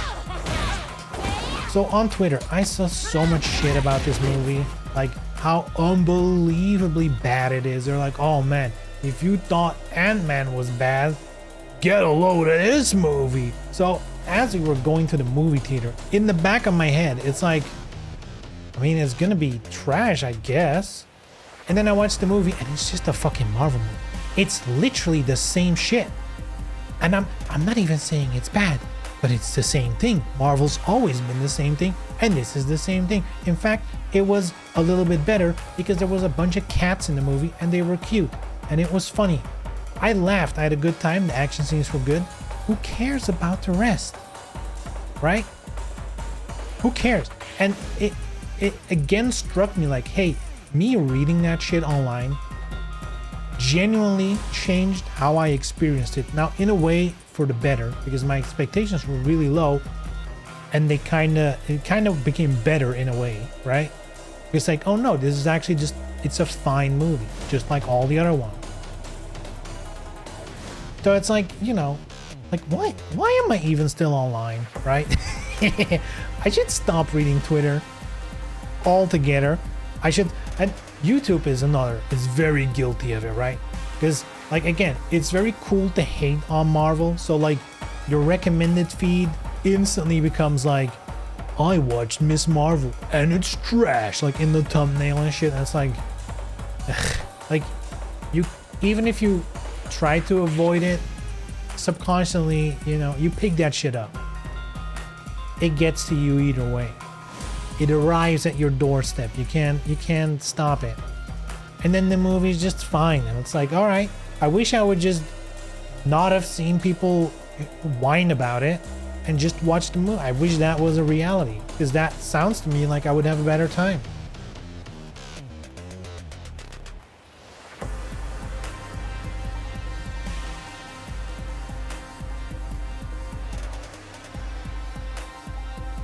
I've always been of the opinion social media is bad. I mean, true. If following the Genshin League subreddits, oh shit, I almost forgot Genshin Impact still existed. Like, I mean, I knew it still existed, but I kind of forgot they keep on making new content.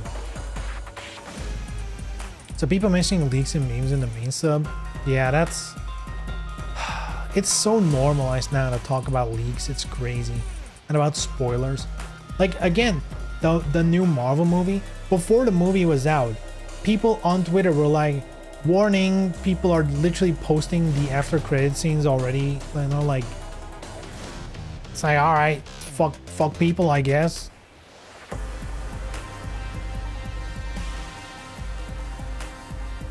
But seeing it a lot, that's part why I stopped watching after Endgame. I think that's another thing, right? People were invested in the whole Marvel thing, and then I'm assuming a lot of people already got a little bit tired of it. But once Endgame hit, it gave people an excuse to stop, right? It was the perfect time to call it quits. You didn't have to continue. The build-up is done. It's over now. You know, it didn't help that they basically spent like 2 or 3 years doing fuck all and like really not building up anything new or getting to the point. Even now, they have a point where they're going to like a bigger thing, but it's like it's so in the background. I feel like they just don't know what they're doing anymore. And again, those movies are still Marvel movies. They figured out this blueprint.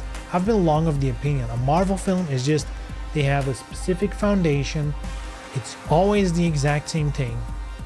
And then it could go higher, but it also wouldn't really go lower, right? You have like a baseline of it's aight, minimum, it's aight, right?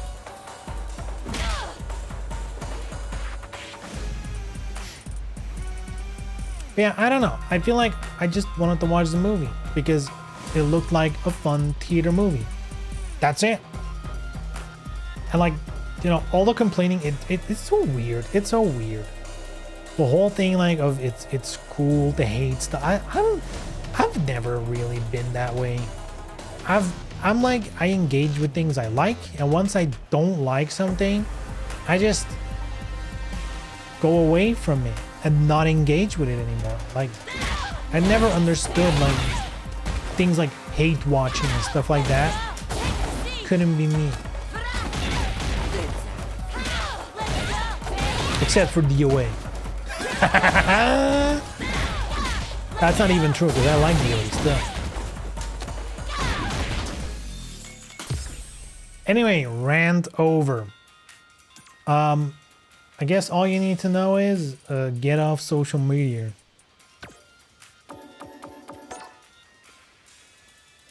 Get off.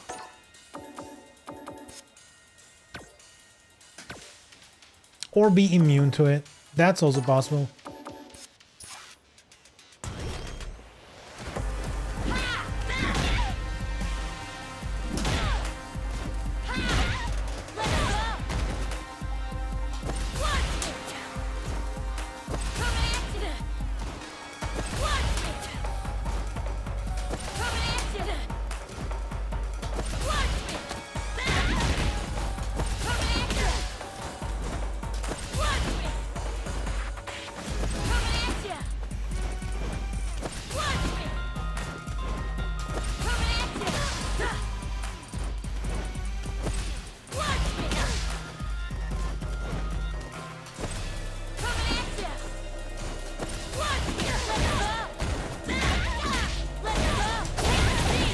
Man, I guess this game really is dead, huh? Did it just stop matchmaking? It just stopped.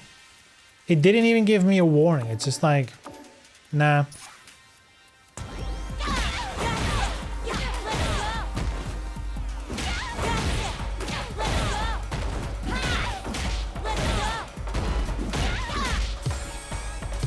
Here comes a new challenger. Everyone's on the marketplace downloading this samurai outfit. Damn. Oh shit. King player. Gotta do round one. Fight.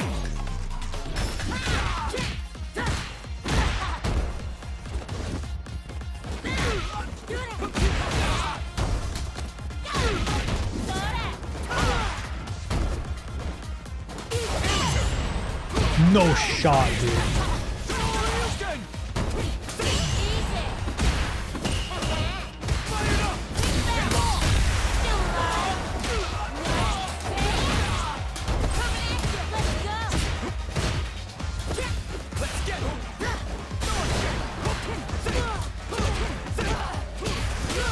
Oh yeah, overhead.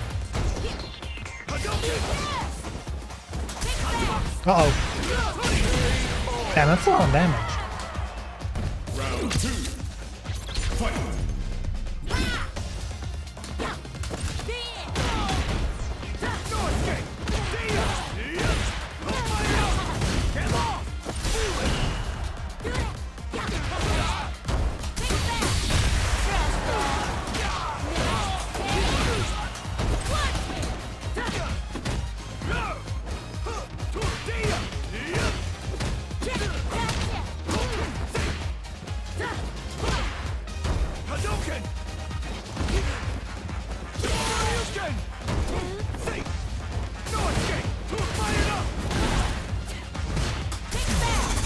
Woo, lucky.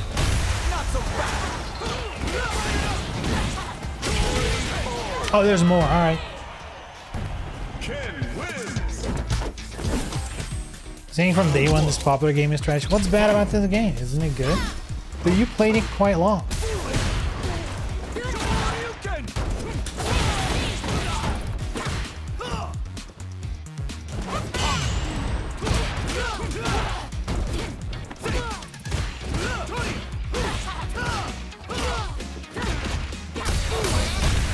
All right.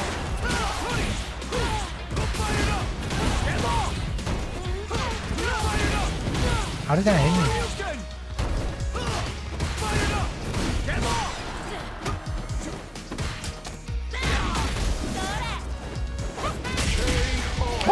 Okay. Round two. Fight.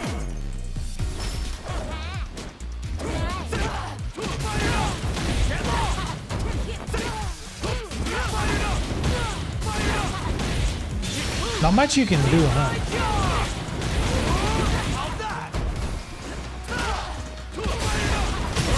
How does that even work? I jumped. Ken wins.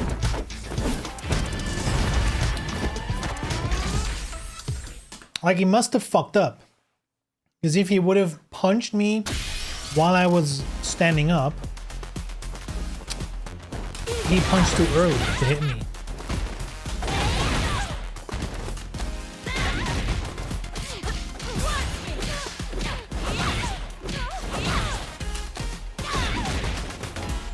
It was kind of fun at first until I learned everything's about DR, low jabs, and throw loops. Damn, so you just did that, got the highest rank, and it's over? Damn, that's sick. Pleasure is mine. Round one. Fight.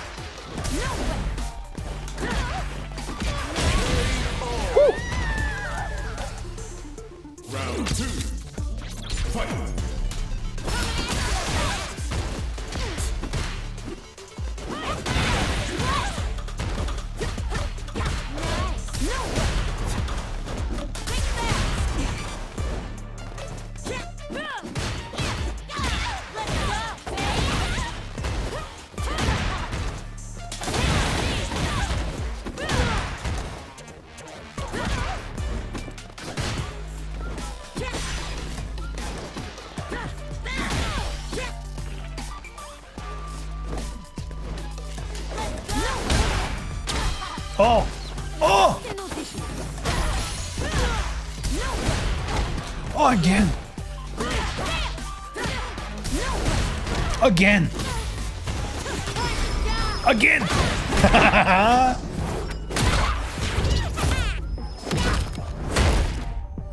Such a lovely face.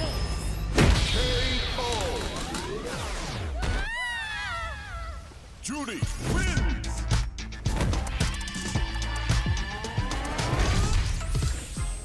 Big part of this was learning Granblue's release.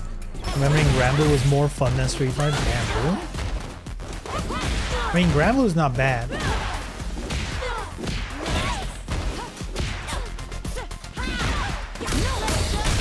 Ooh, really? Alright.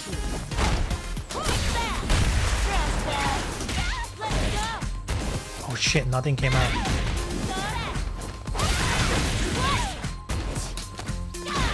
Hey, let's go. Round 2. Fight.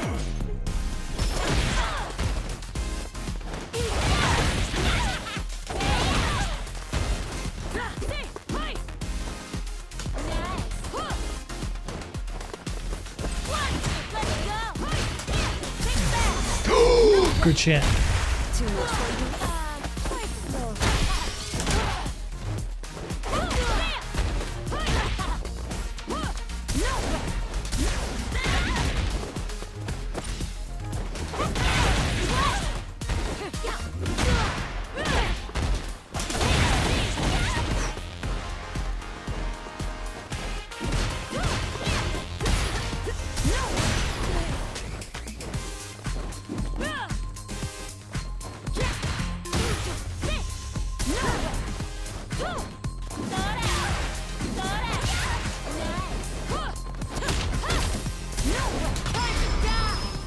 Oh, let's go, boys! Such a lovely face.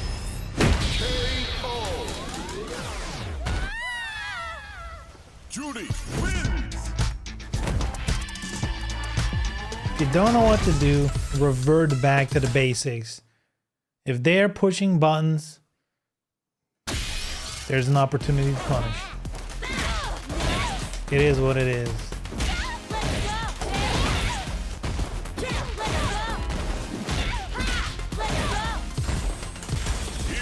Wi-Fi? Ugh. Trollman. Big muscle guy. I do have to say, like, I like this game. I'm having fun right now. But like, Granblue's coming up. I wonder what the free-to-play stuff is gonna look like. Like, if I can buy like one character and just play it, that might be really cool. I'll probably play it. And the next thing I'm gonna play is probably Tekken 8. So how much time am I gonna invest in this? Wouldn't it be better if I just played DO? Damn. He got so scared so fast.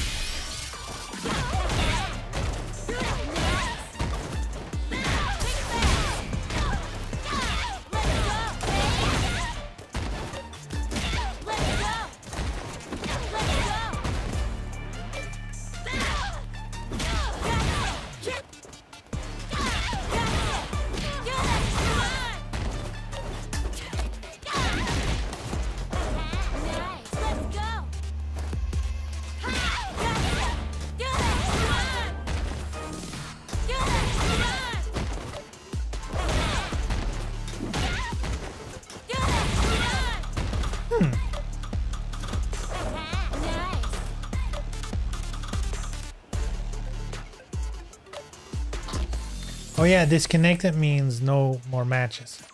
Forgot about that.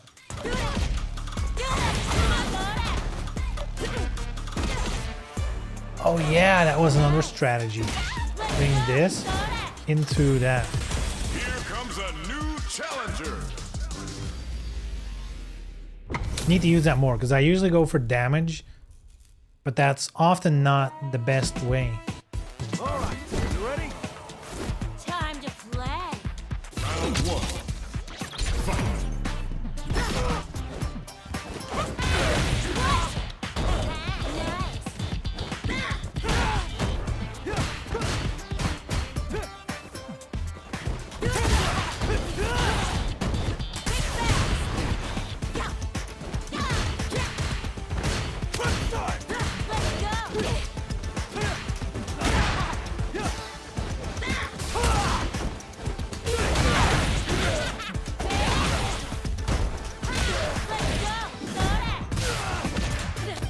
Oh, I can't believe it.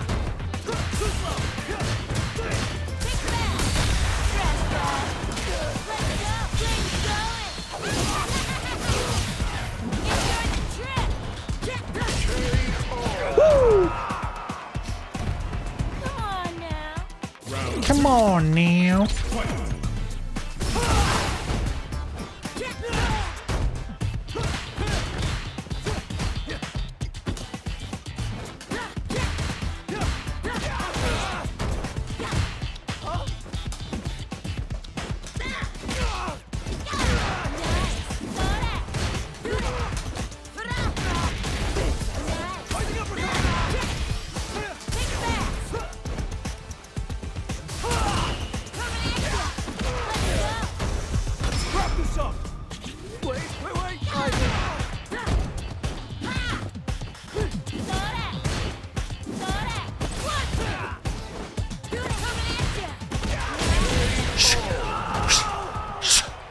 Judy wins.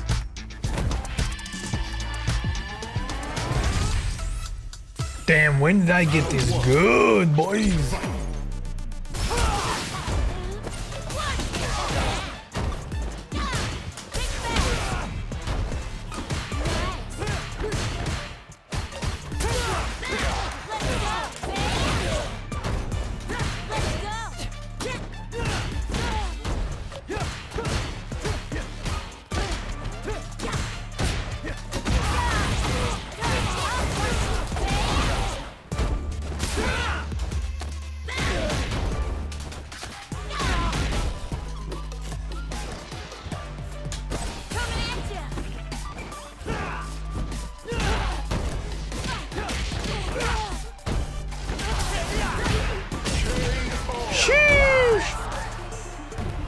Come on now.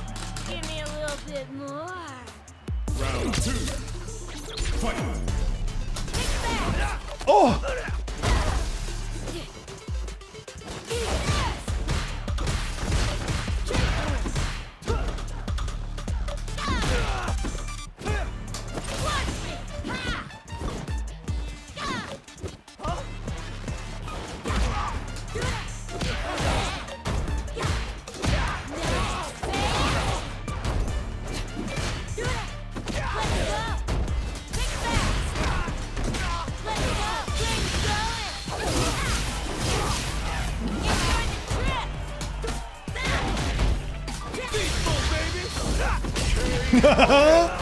Beast mode, baby! Judy wins. Beast mode this big!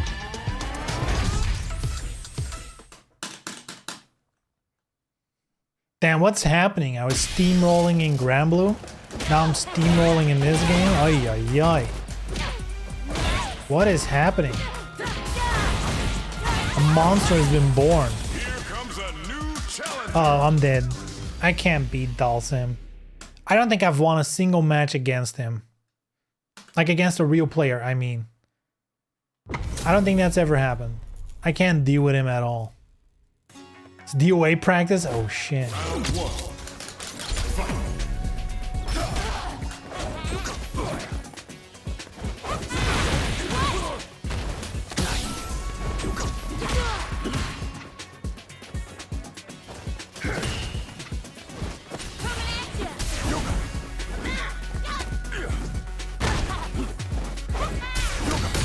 Ooh!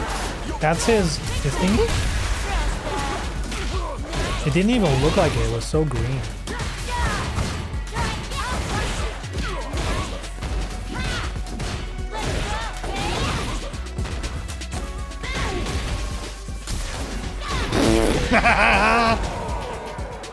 Round 2. Fight.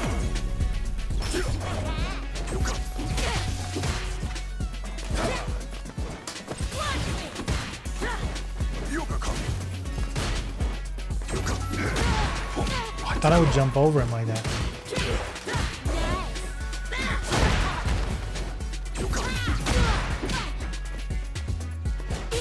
How do you beat that? Oh, I thought I hit him 3 times.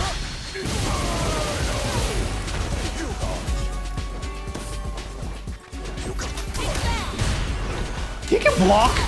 Get the fuck out of here, dude.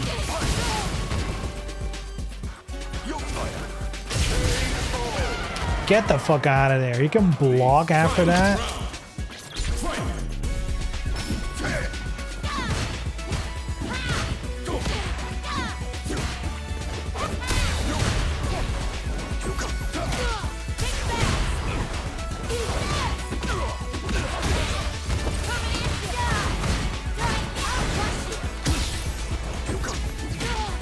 How do you block that?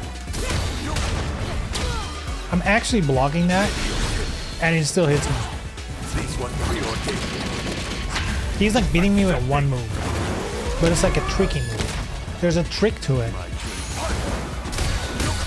How many times can he do that? How is he not out of meter yet?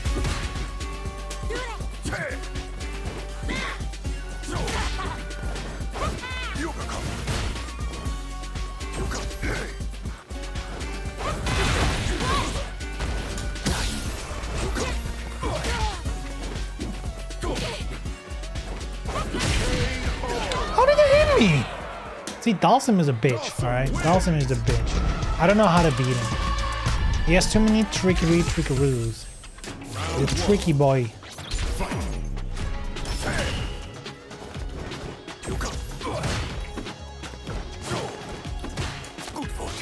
I literally was throwing. How did that not work? And now that works. Okay?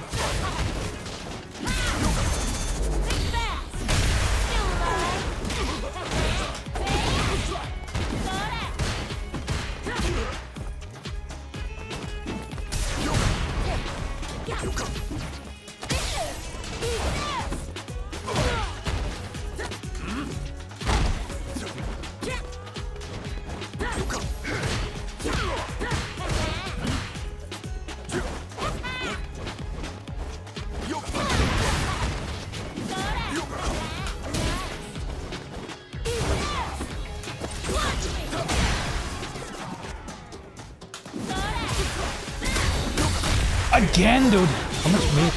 Dude, he has full meter. He's been doing it so much and he still has full meter. There's a trick to it. That's always confused me in this game. How some people just seem to have way more meter than you.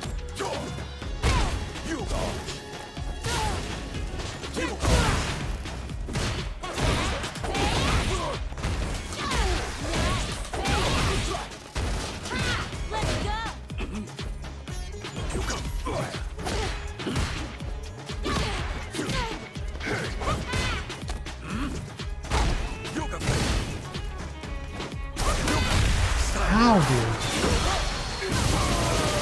He's too good. He's on point too much.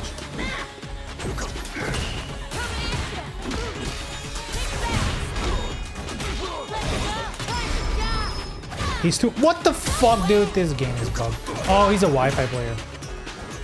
No wonder I can't win. He's Wi-Fi. That explains everything. That's why you can't dodge and can't do anything. He's Wi-Fi. It's not even a real match. That explains everything. I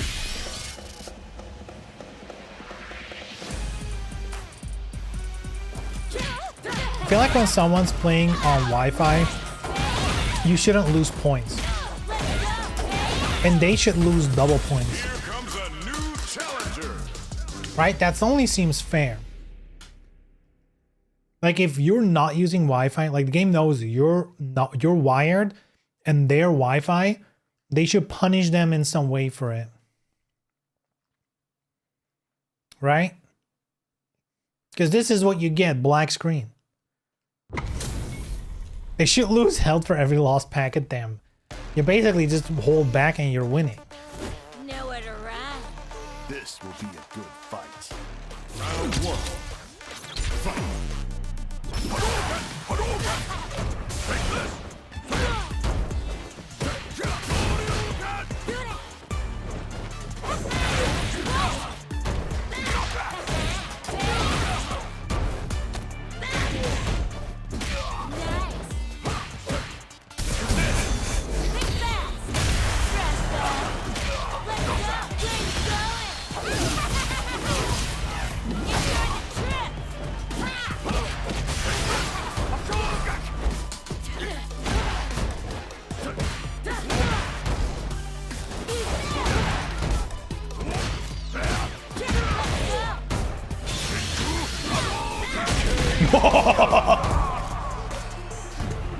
Come on.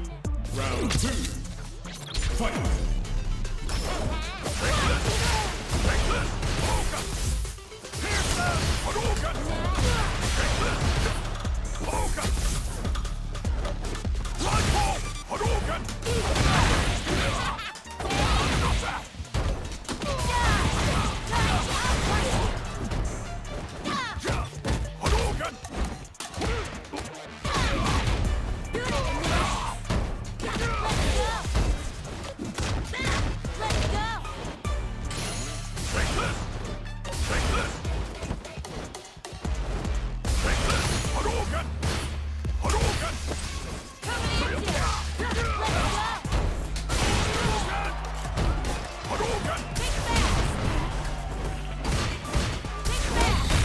Can't do shit, boy. You're out of meter. Judy wins.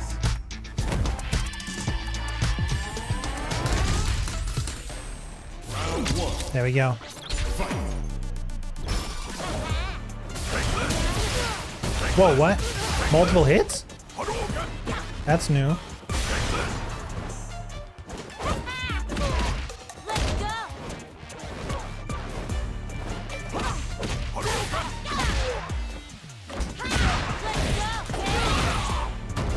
Those footsies, boys. Did you see that?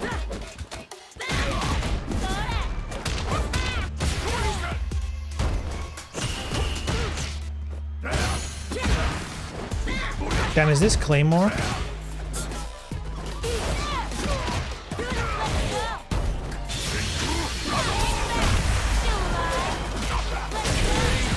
Did you see those low jabs? That was Claymore, alright. Boring. He secretly made a new account to play with you.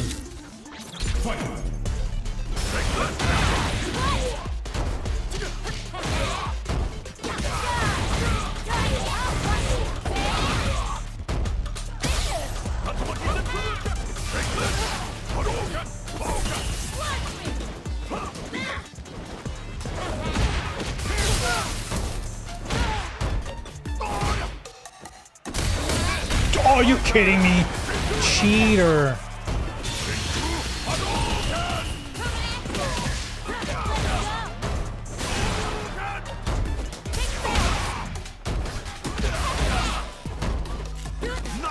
Wow, all right.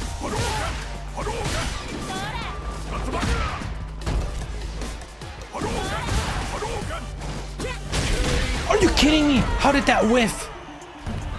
He's so lucky. My kick should have hit in the air.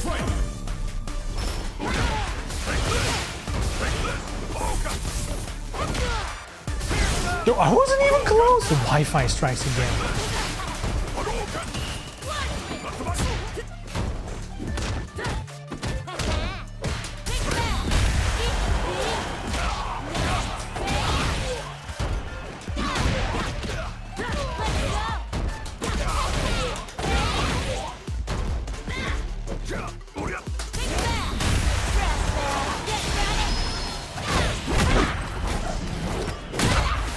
He's gonna disconnect, isn't he? That felt good, didn't it? He didn't. Judy wins. Interesting. I feel like ending it with a super like that when it's not really necessary is almost like riskier. Because you're giving them a lot of time to pull the plug.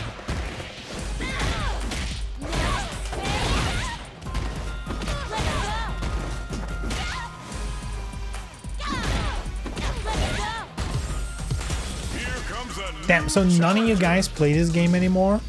That's crazy.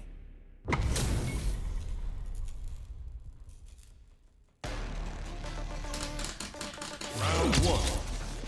Fight.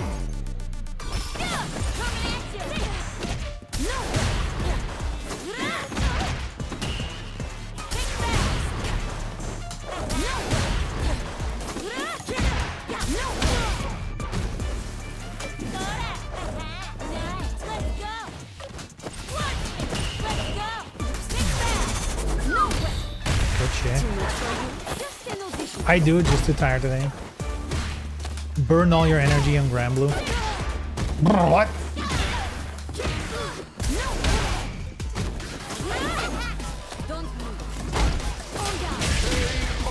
Wow. EXDP didn't work. Must be the Wi-Fi. This is the Wi-Fi player again. Gotta keep that in mind. They got wild advantage on frames.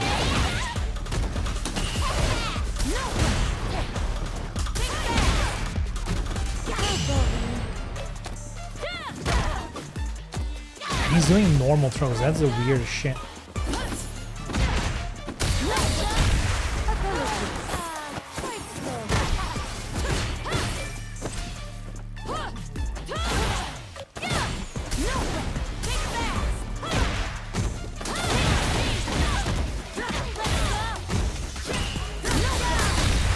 How is that still beating me? I'm doing like EX shit and whatever. Oh wow, you can block that on Wake Up. Manon wins. Huh. Does this game kill with chip damage? That was weird. I was pulling back.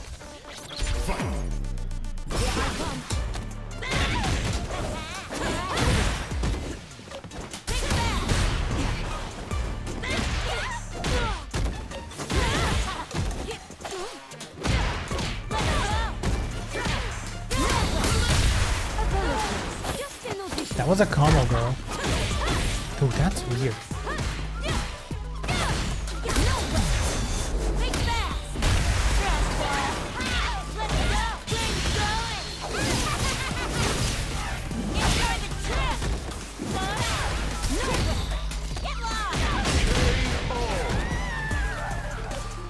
Round two. Fight.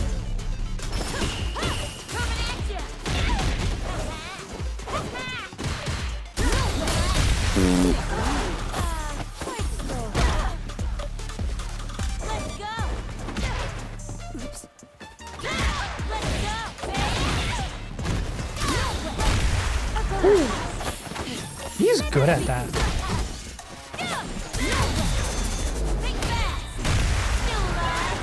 But I'm better.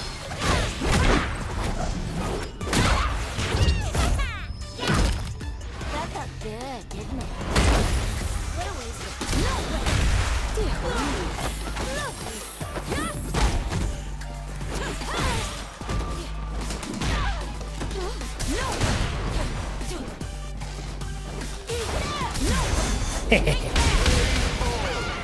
What? How did that kill me? I beat. Wait. The last one wins though, right?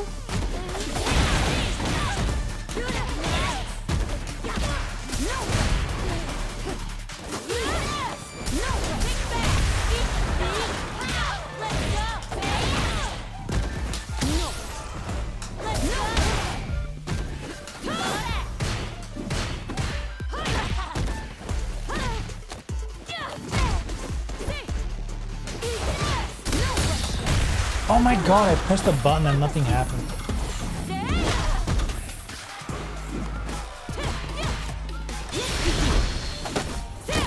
Oh, it's a throw. I forgot about that. Yeah, that's good. That's good. He has a throw. That's good, that's good. Manon wins.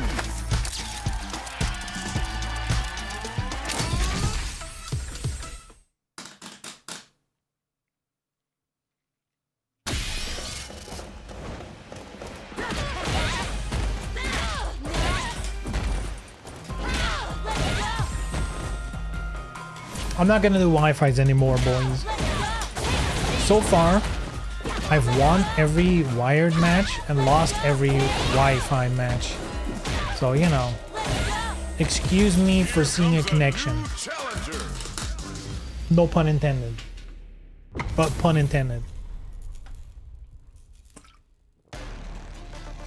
Nowhere to run. This will be a good fight. Round one. Fight. Do it. Yes.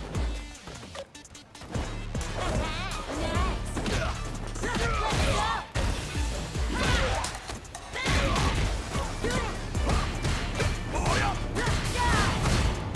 I'll crush you. Shoryuken. Get lost. Let's go. Shoryuken. Beam. Hadouken. Hadouken.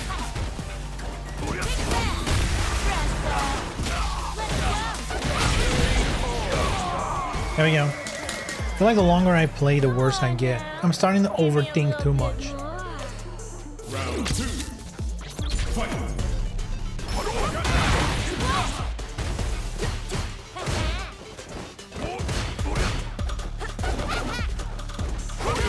I just need to play like Claymore.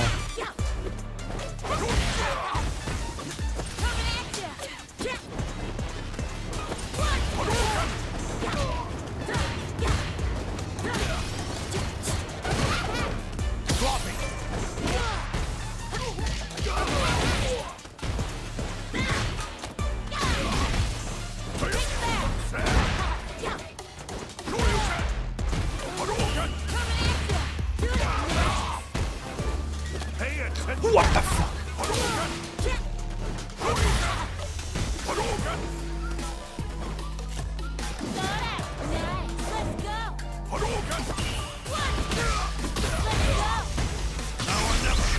No shot, dude. Oh, it's modern. Makes sense. They can do that instantly. They don't need a frame or two to do it. They can do that instantly. So one button. They got that. That's right. It's modern. That's another thing you have to keep in mind in this game.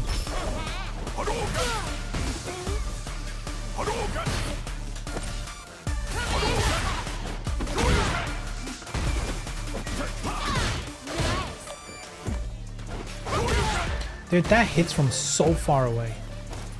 Let's go. Let's go.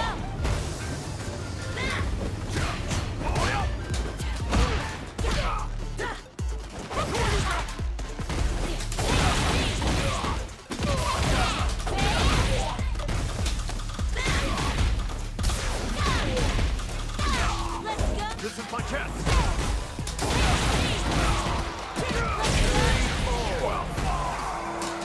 Modern players, exactly. Ban them. Ban them for using a tool the game gives you.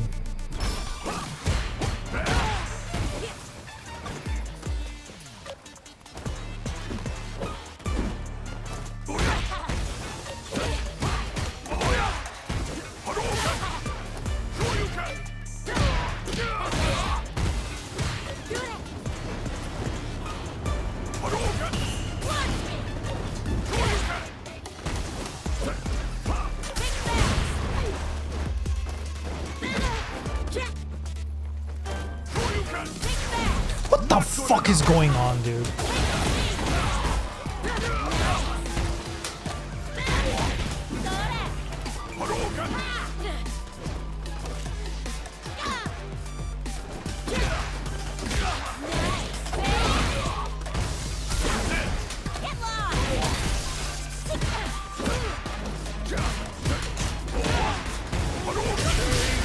that last kick is so weird. It always hits you. That last kick in that combo always hits you. That's so weird. Round 2. Fight.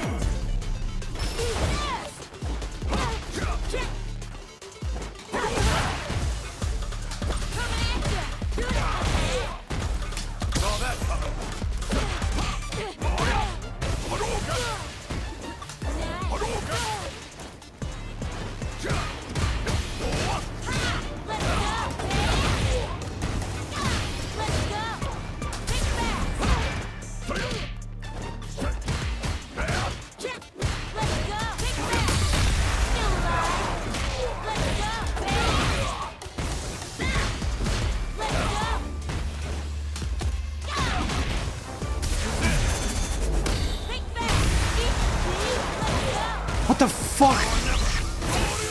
Not what I inputted. But surprisingly it worked. Come on now. Give me a little bit more. Final round. Fight.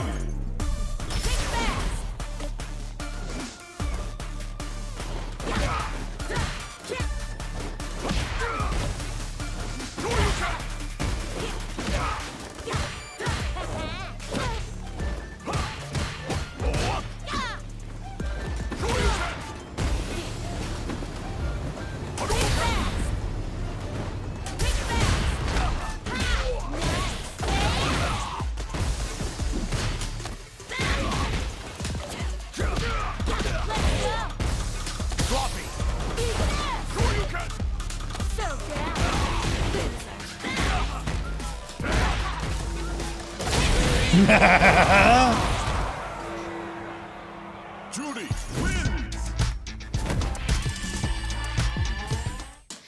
Best thing about Granblue is everybody has rollback now.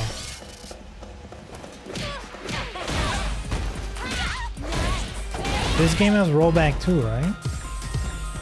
I don't see how that's a... Oh wait, best thing about Granblue is everybody is modern now. I kind of didn't like the modern button in Granblue. It felt more confusing than it was helpful. Round 1. Fight. At least on arcade stick, it didn't feel natural at all.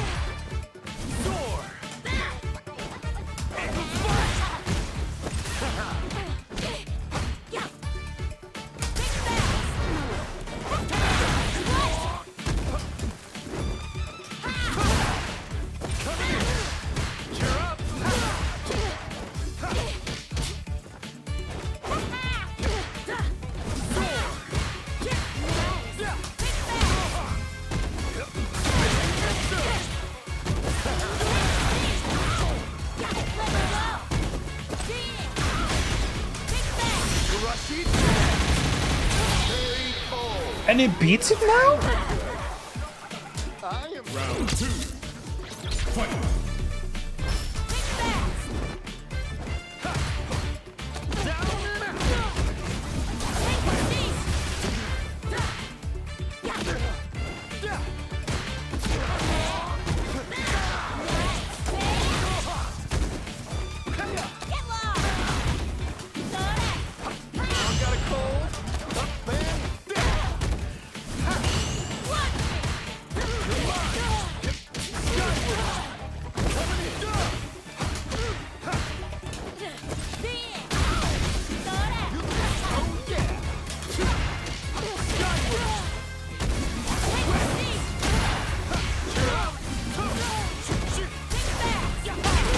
Dude, this character is impossible. Rashid. How do you beat Shaheen? Round 1. How do you beat this Shaheen guy? I thought it was in Tekken.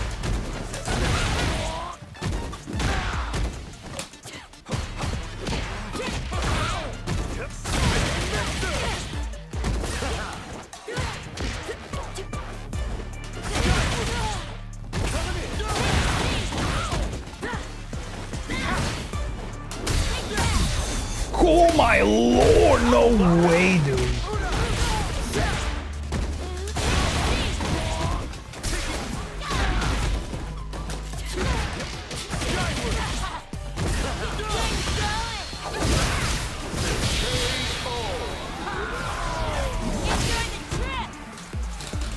Round 2.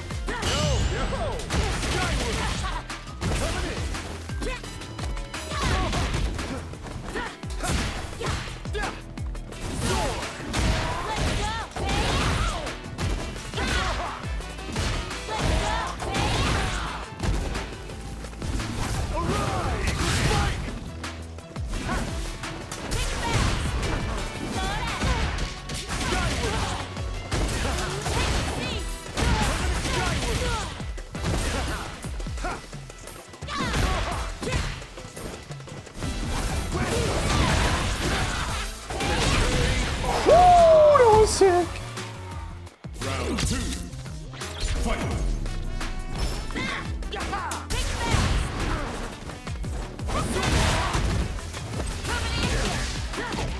Skyward!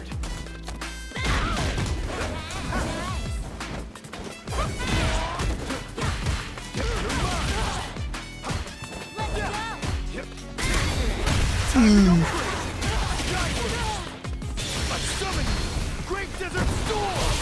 Oh wow, that hit me. Kind of surprised that hit me.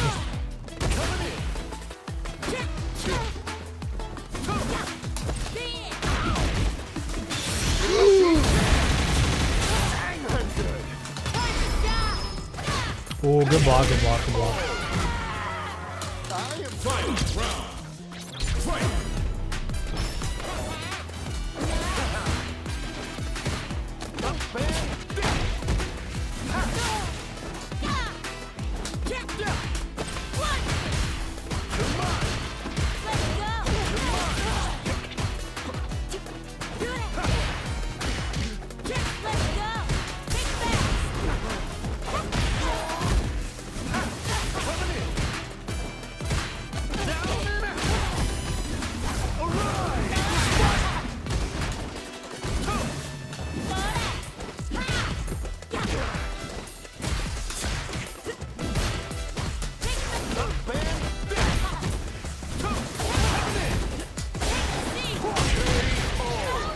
Alright.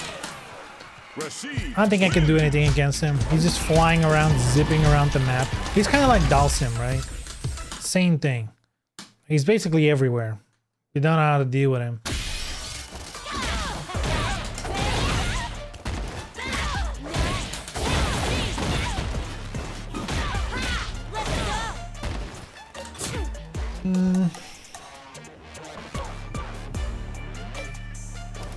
I have all the options unlike Street Fighter 6. Yeah, that's a big oof, right? That they sacrifice normals and stuff.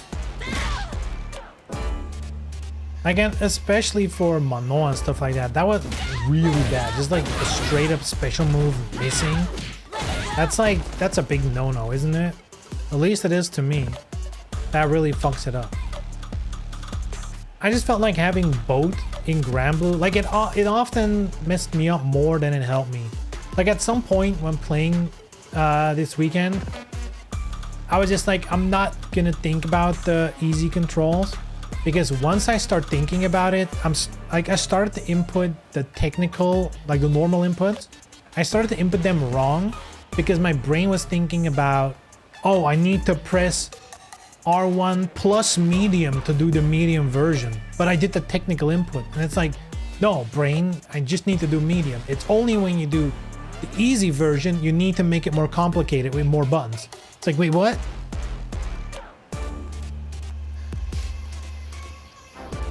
So it often, like, I felt like at some point I was like, I kind of just want to unbind the special button, just get rid of it. I felt like it was, I pressed it so much by mistake, thinking that like my brain was like, oh, I need to press these two buttons for the heavy version. But I'm doing technical inputs. Like, no, you don't need to press anything twice. It's one button. It's so much easier technical. One button.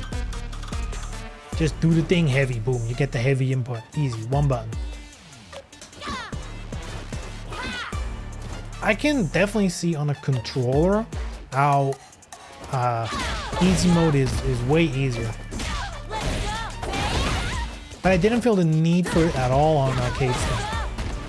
And I guess if you just memorize a DP, that probably would help. If you just, on its own, don't even think about how it interacts with anything. Just like this button plus forward is a DP, and just stop there. Just don't think anything else. And just do the rest of the moves normally. It's probably fine. But having like the both ways of inputting the special moves simultaneously, I just, the wire started crossing for me, and I started doing both at the same time, and it fucked everything up.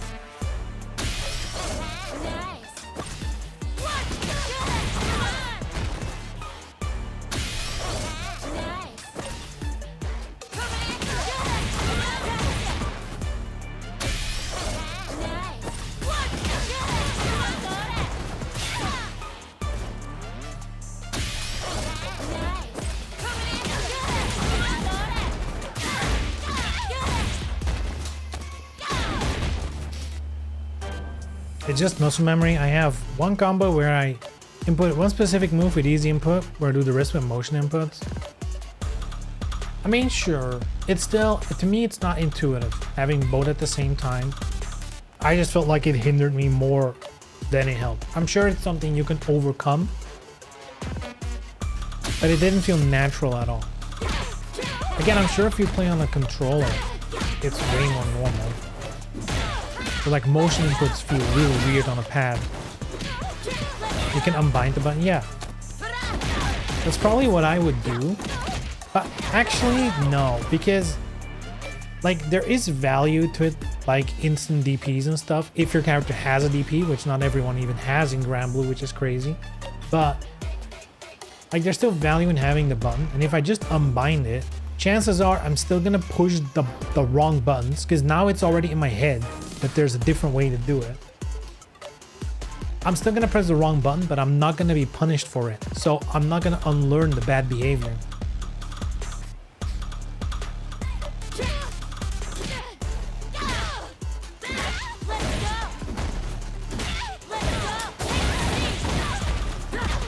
Also, you should just play that game on a pad anyway. Otherwise, having to switch to go to the Fall Guys is going to be really annoying. And we all know we're going to play Fall Guys all the time, right? Right? Actually, I'm not going to do a match because it's 11 o'clock and Leela's going to sleep because she has to get up early in the morning tomorrow for work. So I'm probably just gonna call it a day a little bit earlier than usual, but you know, I'm pretty tired myself as well. You know, I went to work today, can you believe it? I had 2 weeks off. Today was my first day back at a job. That always sucks. I've seen many horror films, I've played many horror games, but nothing is as scary as coming back from a holiday or from time off work, opening your laptop and then realizing, oof, now I have to click on Microsoft Outlook. Ooh, that's scary. That is scary.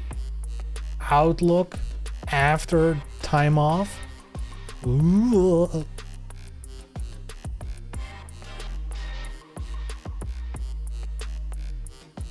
I mean, I already know it was gonna be shit because during my holiday, I got a call from work. Hey, can you please fix this? You're the only guy who can do it.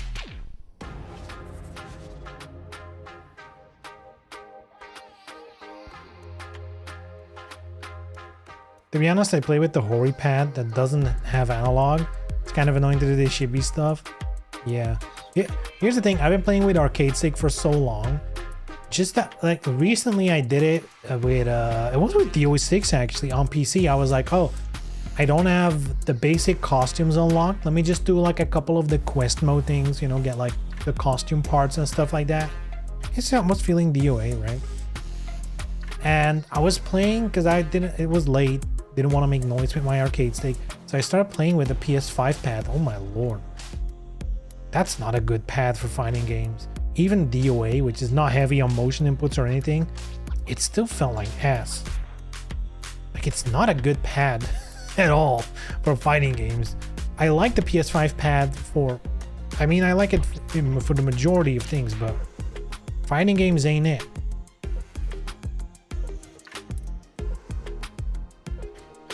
PS4 wasn't too hot either. The D-pad was way too sharp. Same with the PS5 though.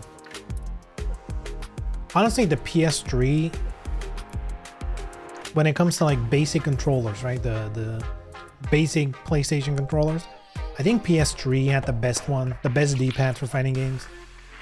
It was like nice and smooth. You can still clearly, like, it wasn't like one circle like Xbox keeps doing. It still had like the 4 individual directions, but the buttons were really, they were straight. You know, they didn't flare up towards the ends or anything. Straight ahead, you know, curved sides, no sharp edges, was really perfect for fighting games.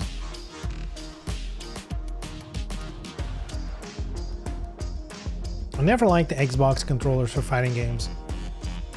The ring D-pads, I'm not a fan. I like the separate buttons.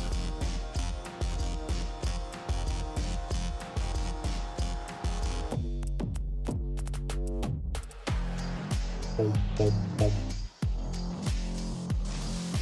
Fall Guys may be free to play, but my guess is that mode will be dead pretty soon. It depends. Didn't they put unlockables behind it?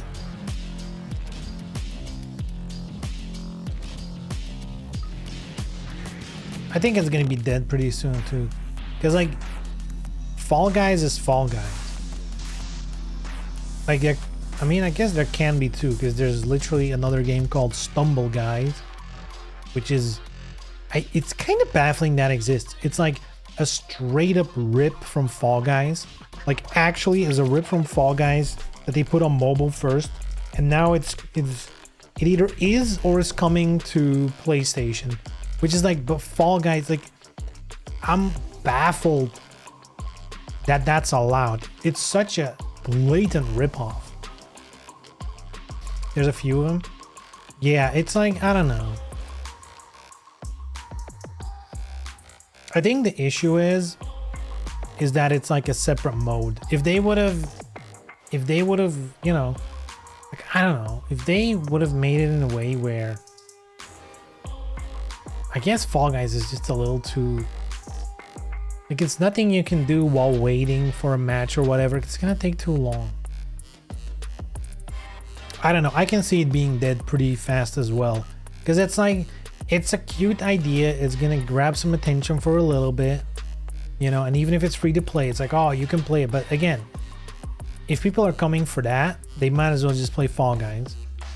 And if they're coming for the fighting game, they are not there for Fall Guys. You know what I mean?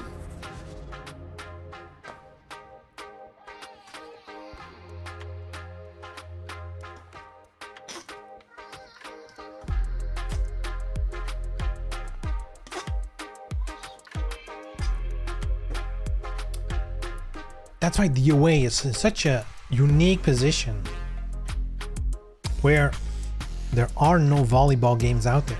No real ones, really.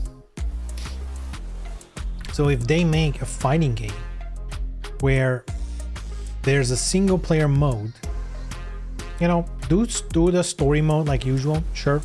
But also have like the Venus Vacation mode, have just literally an extreme game packed into the fighting game.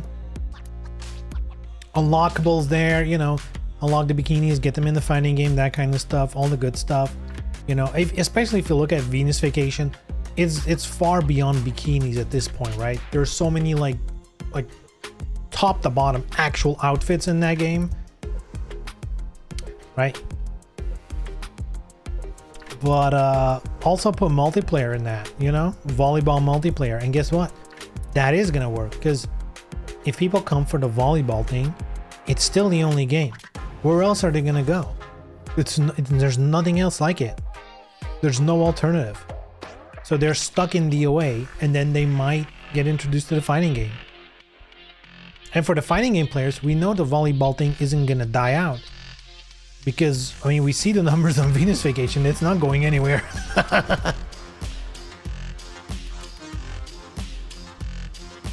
Venus Vacation. Damn, Globj is a volleyball hater. Confirmed. Globj is like, you know, cover up. Skin. Stop. Get away from me. Don't like skin.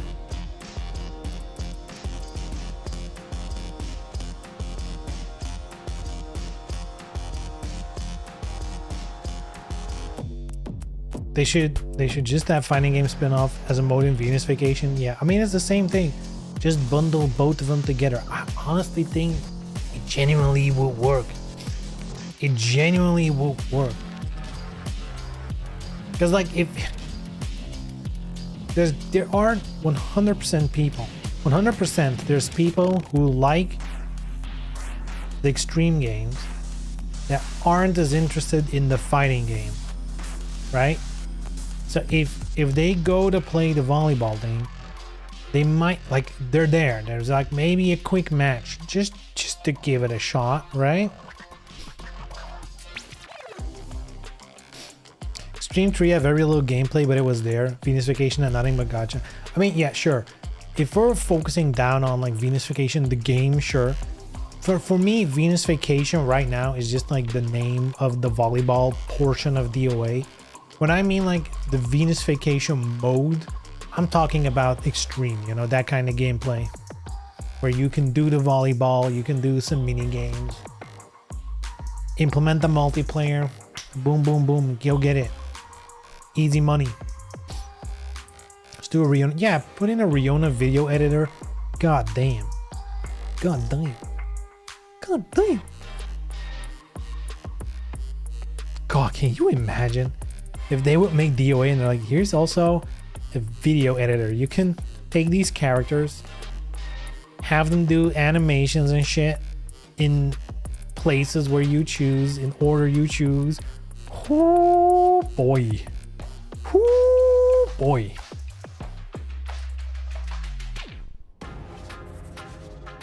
And they can market it like you can orchestrate the sickest fight to put on YouTube. People are like, yes, sick fights. Got it. I think Granblue showed us some editor where you can place characters in a setting, like a diorama or something. Something like that. Anyway, boys and girls, I'm out of here. I'm out of here. Good times. What are we gonna do? Wednesday is a bad day for DOA because nobody's playing. Okay, so here's the thing. Some of you guys here play DOA, right? What about... I want to do DOA++. Would you prefer Wednesday? So that's in 2 days. Or Friday? Give you a little more time to install it, get used to it again. Because I want to do DOA++. But I mean, I also want to do both. I mean, I could do that, but the problem is if I install DOA++ and then nobody shows up Wednesday, that's going to be very fun, you know? That's going to be extremely fun. So people need to beat us. If I do it Wednesday, you gotta show up, all right? I mean, we can do that. Let's do that. Let's just do it Wednesday, right? I'll have to look into, but I mean, we have direct source, right? We have the direct source in the Discord. But I'll need to figure out how to install DOA++ and keep the mods, if that's even possible. I'll show up since DOA 6 is still the best fighting game. Yup. Yup. Damn. It's unfortunate now I'm in a position where I can do the PC stuff, but now we're leaving Globj behind. And I'm kind of feeling sad about that. Kind of feeling, it's like DOA is not the same without Globj. I'm gonna be honest. Who else is gonna play Honoka?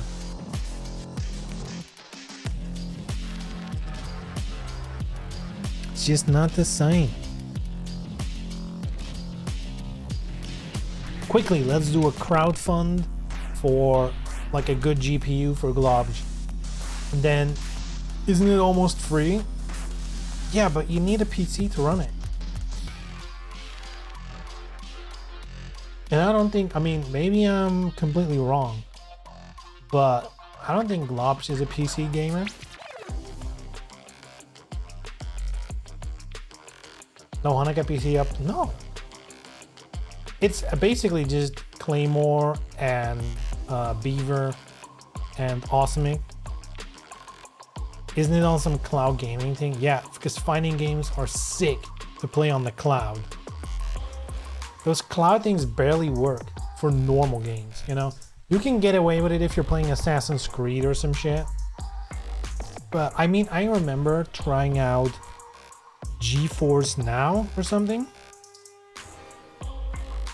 Because you could play Guild Wars 2 on GeForce Now. And it was not good. It was not good. I guess it's like if you really are running like a Chromebook or something, yeah, it's probably better than nothing. But woof.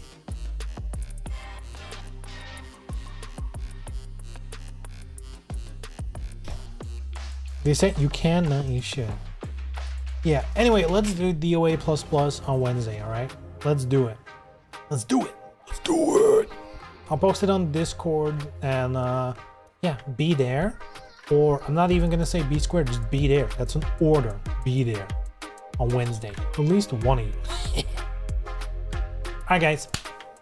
Thanks for watching. Hope you had a good time. Hope you're excited for Tekken 8. Reina gang. Reina x Lily gang. That's it. We're Reina x Lily gang. X Asuka. We're here for the, what was the word you used? The truple. The truple. We're here for the truple.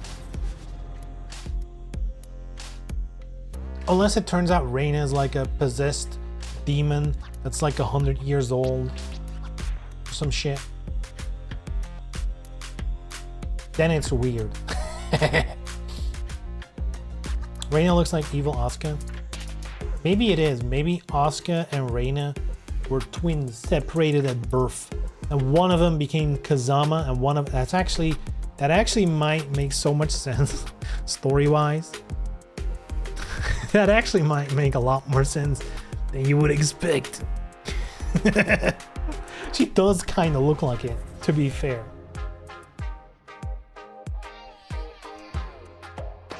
Alright, anyway, guys, thanks for watching. Hope you had a good time.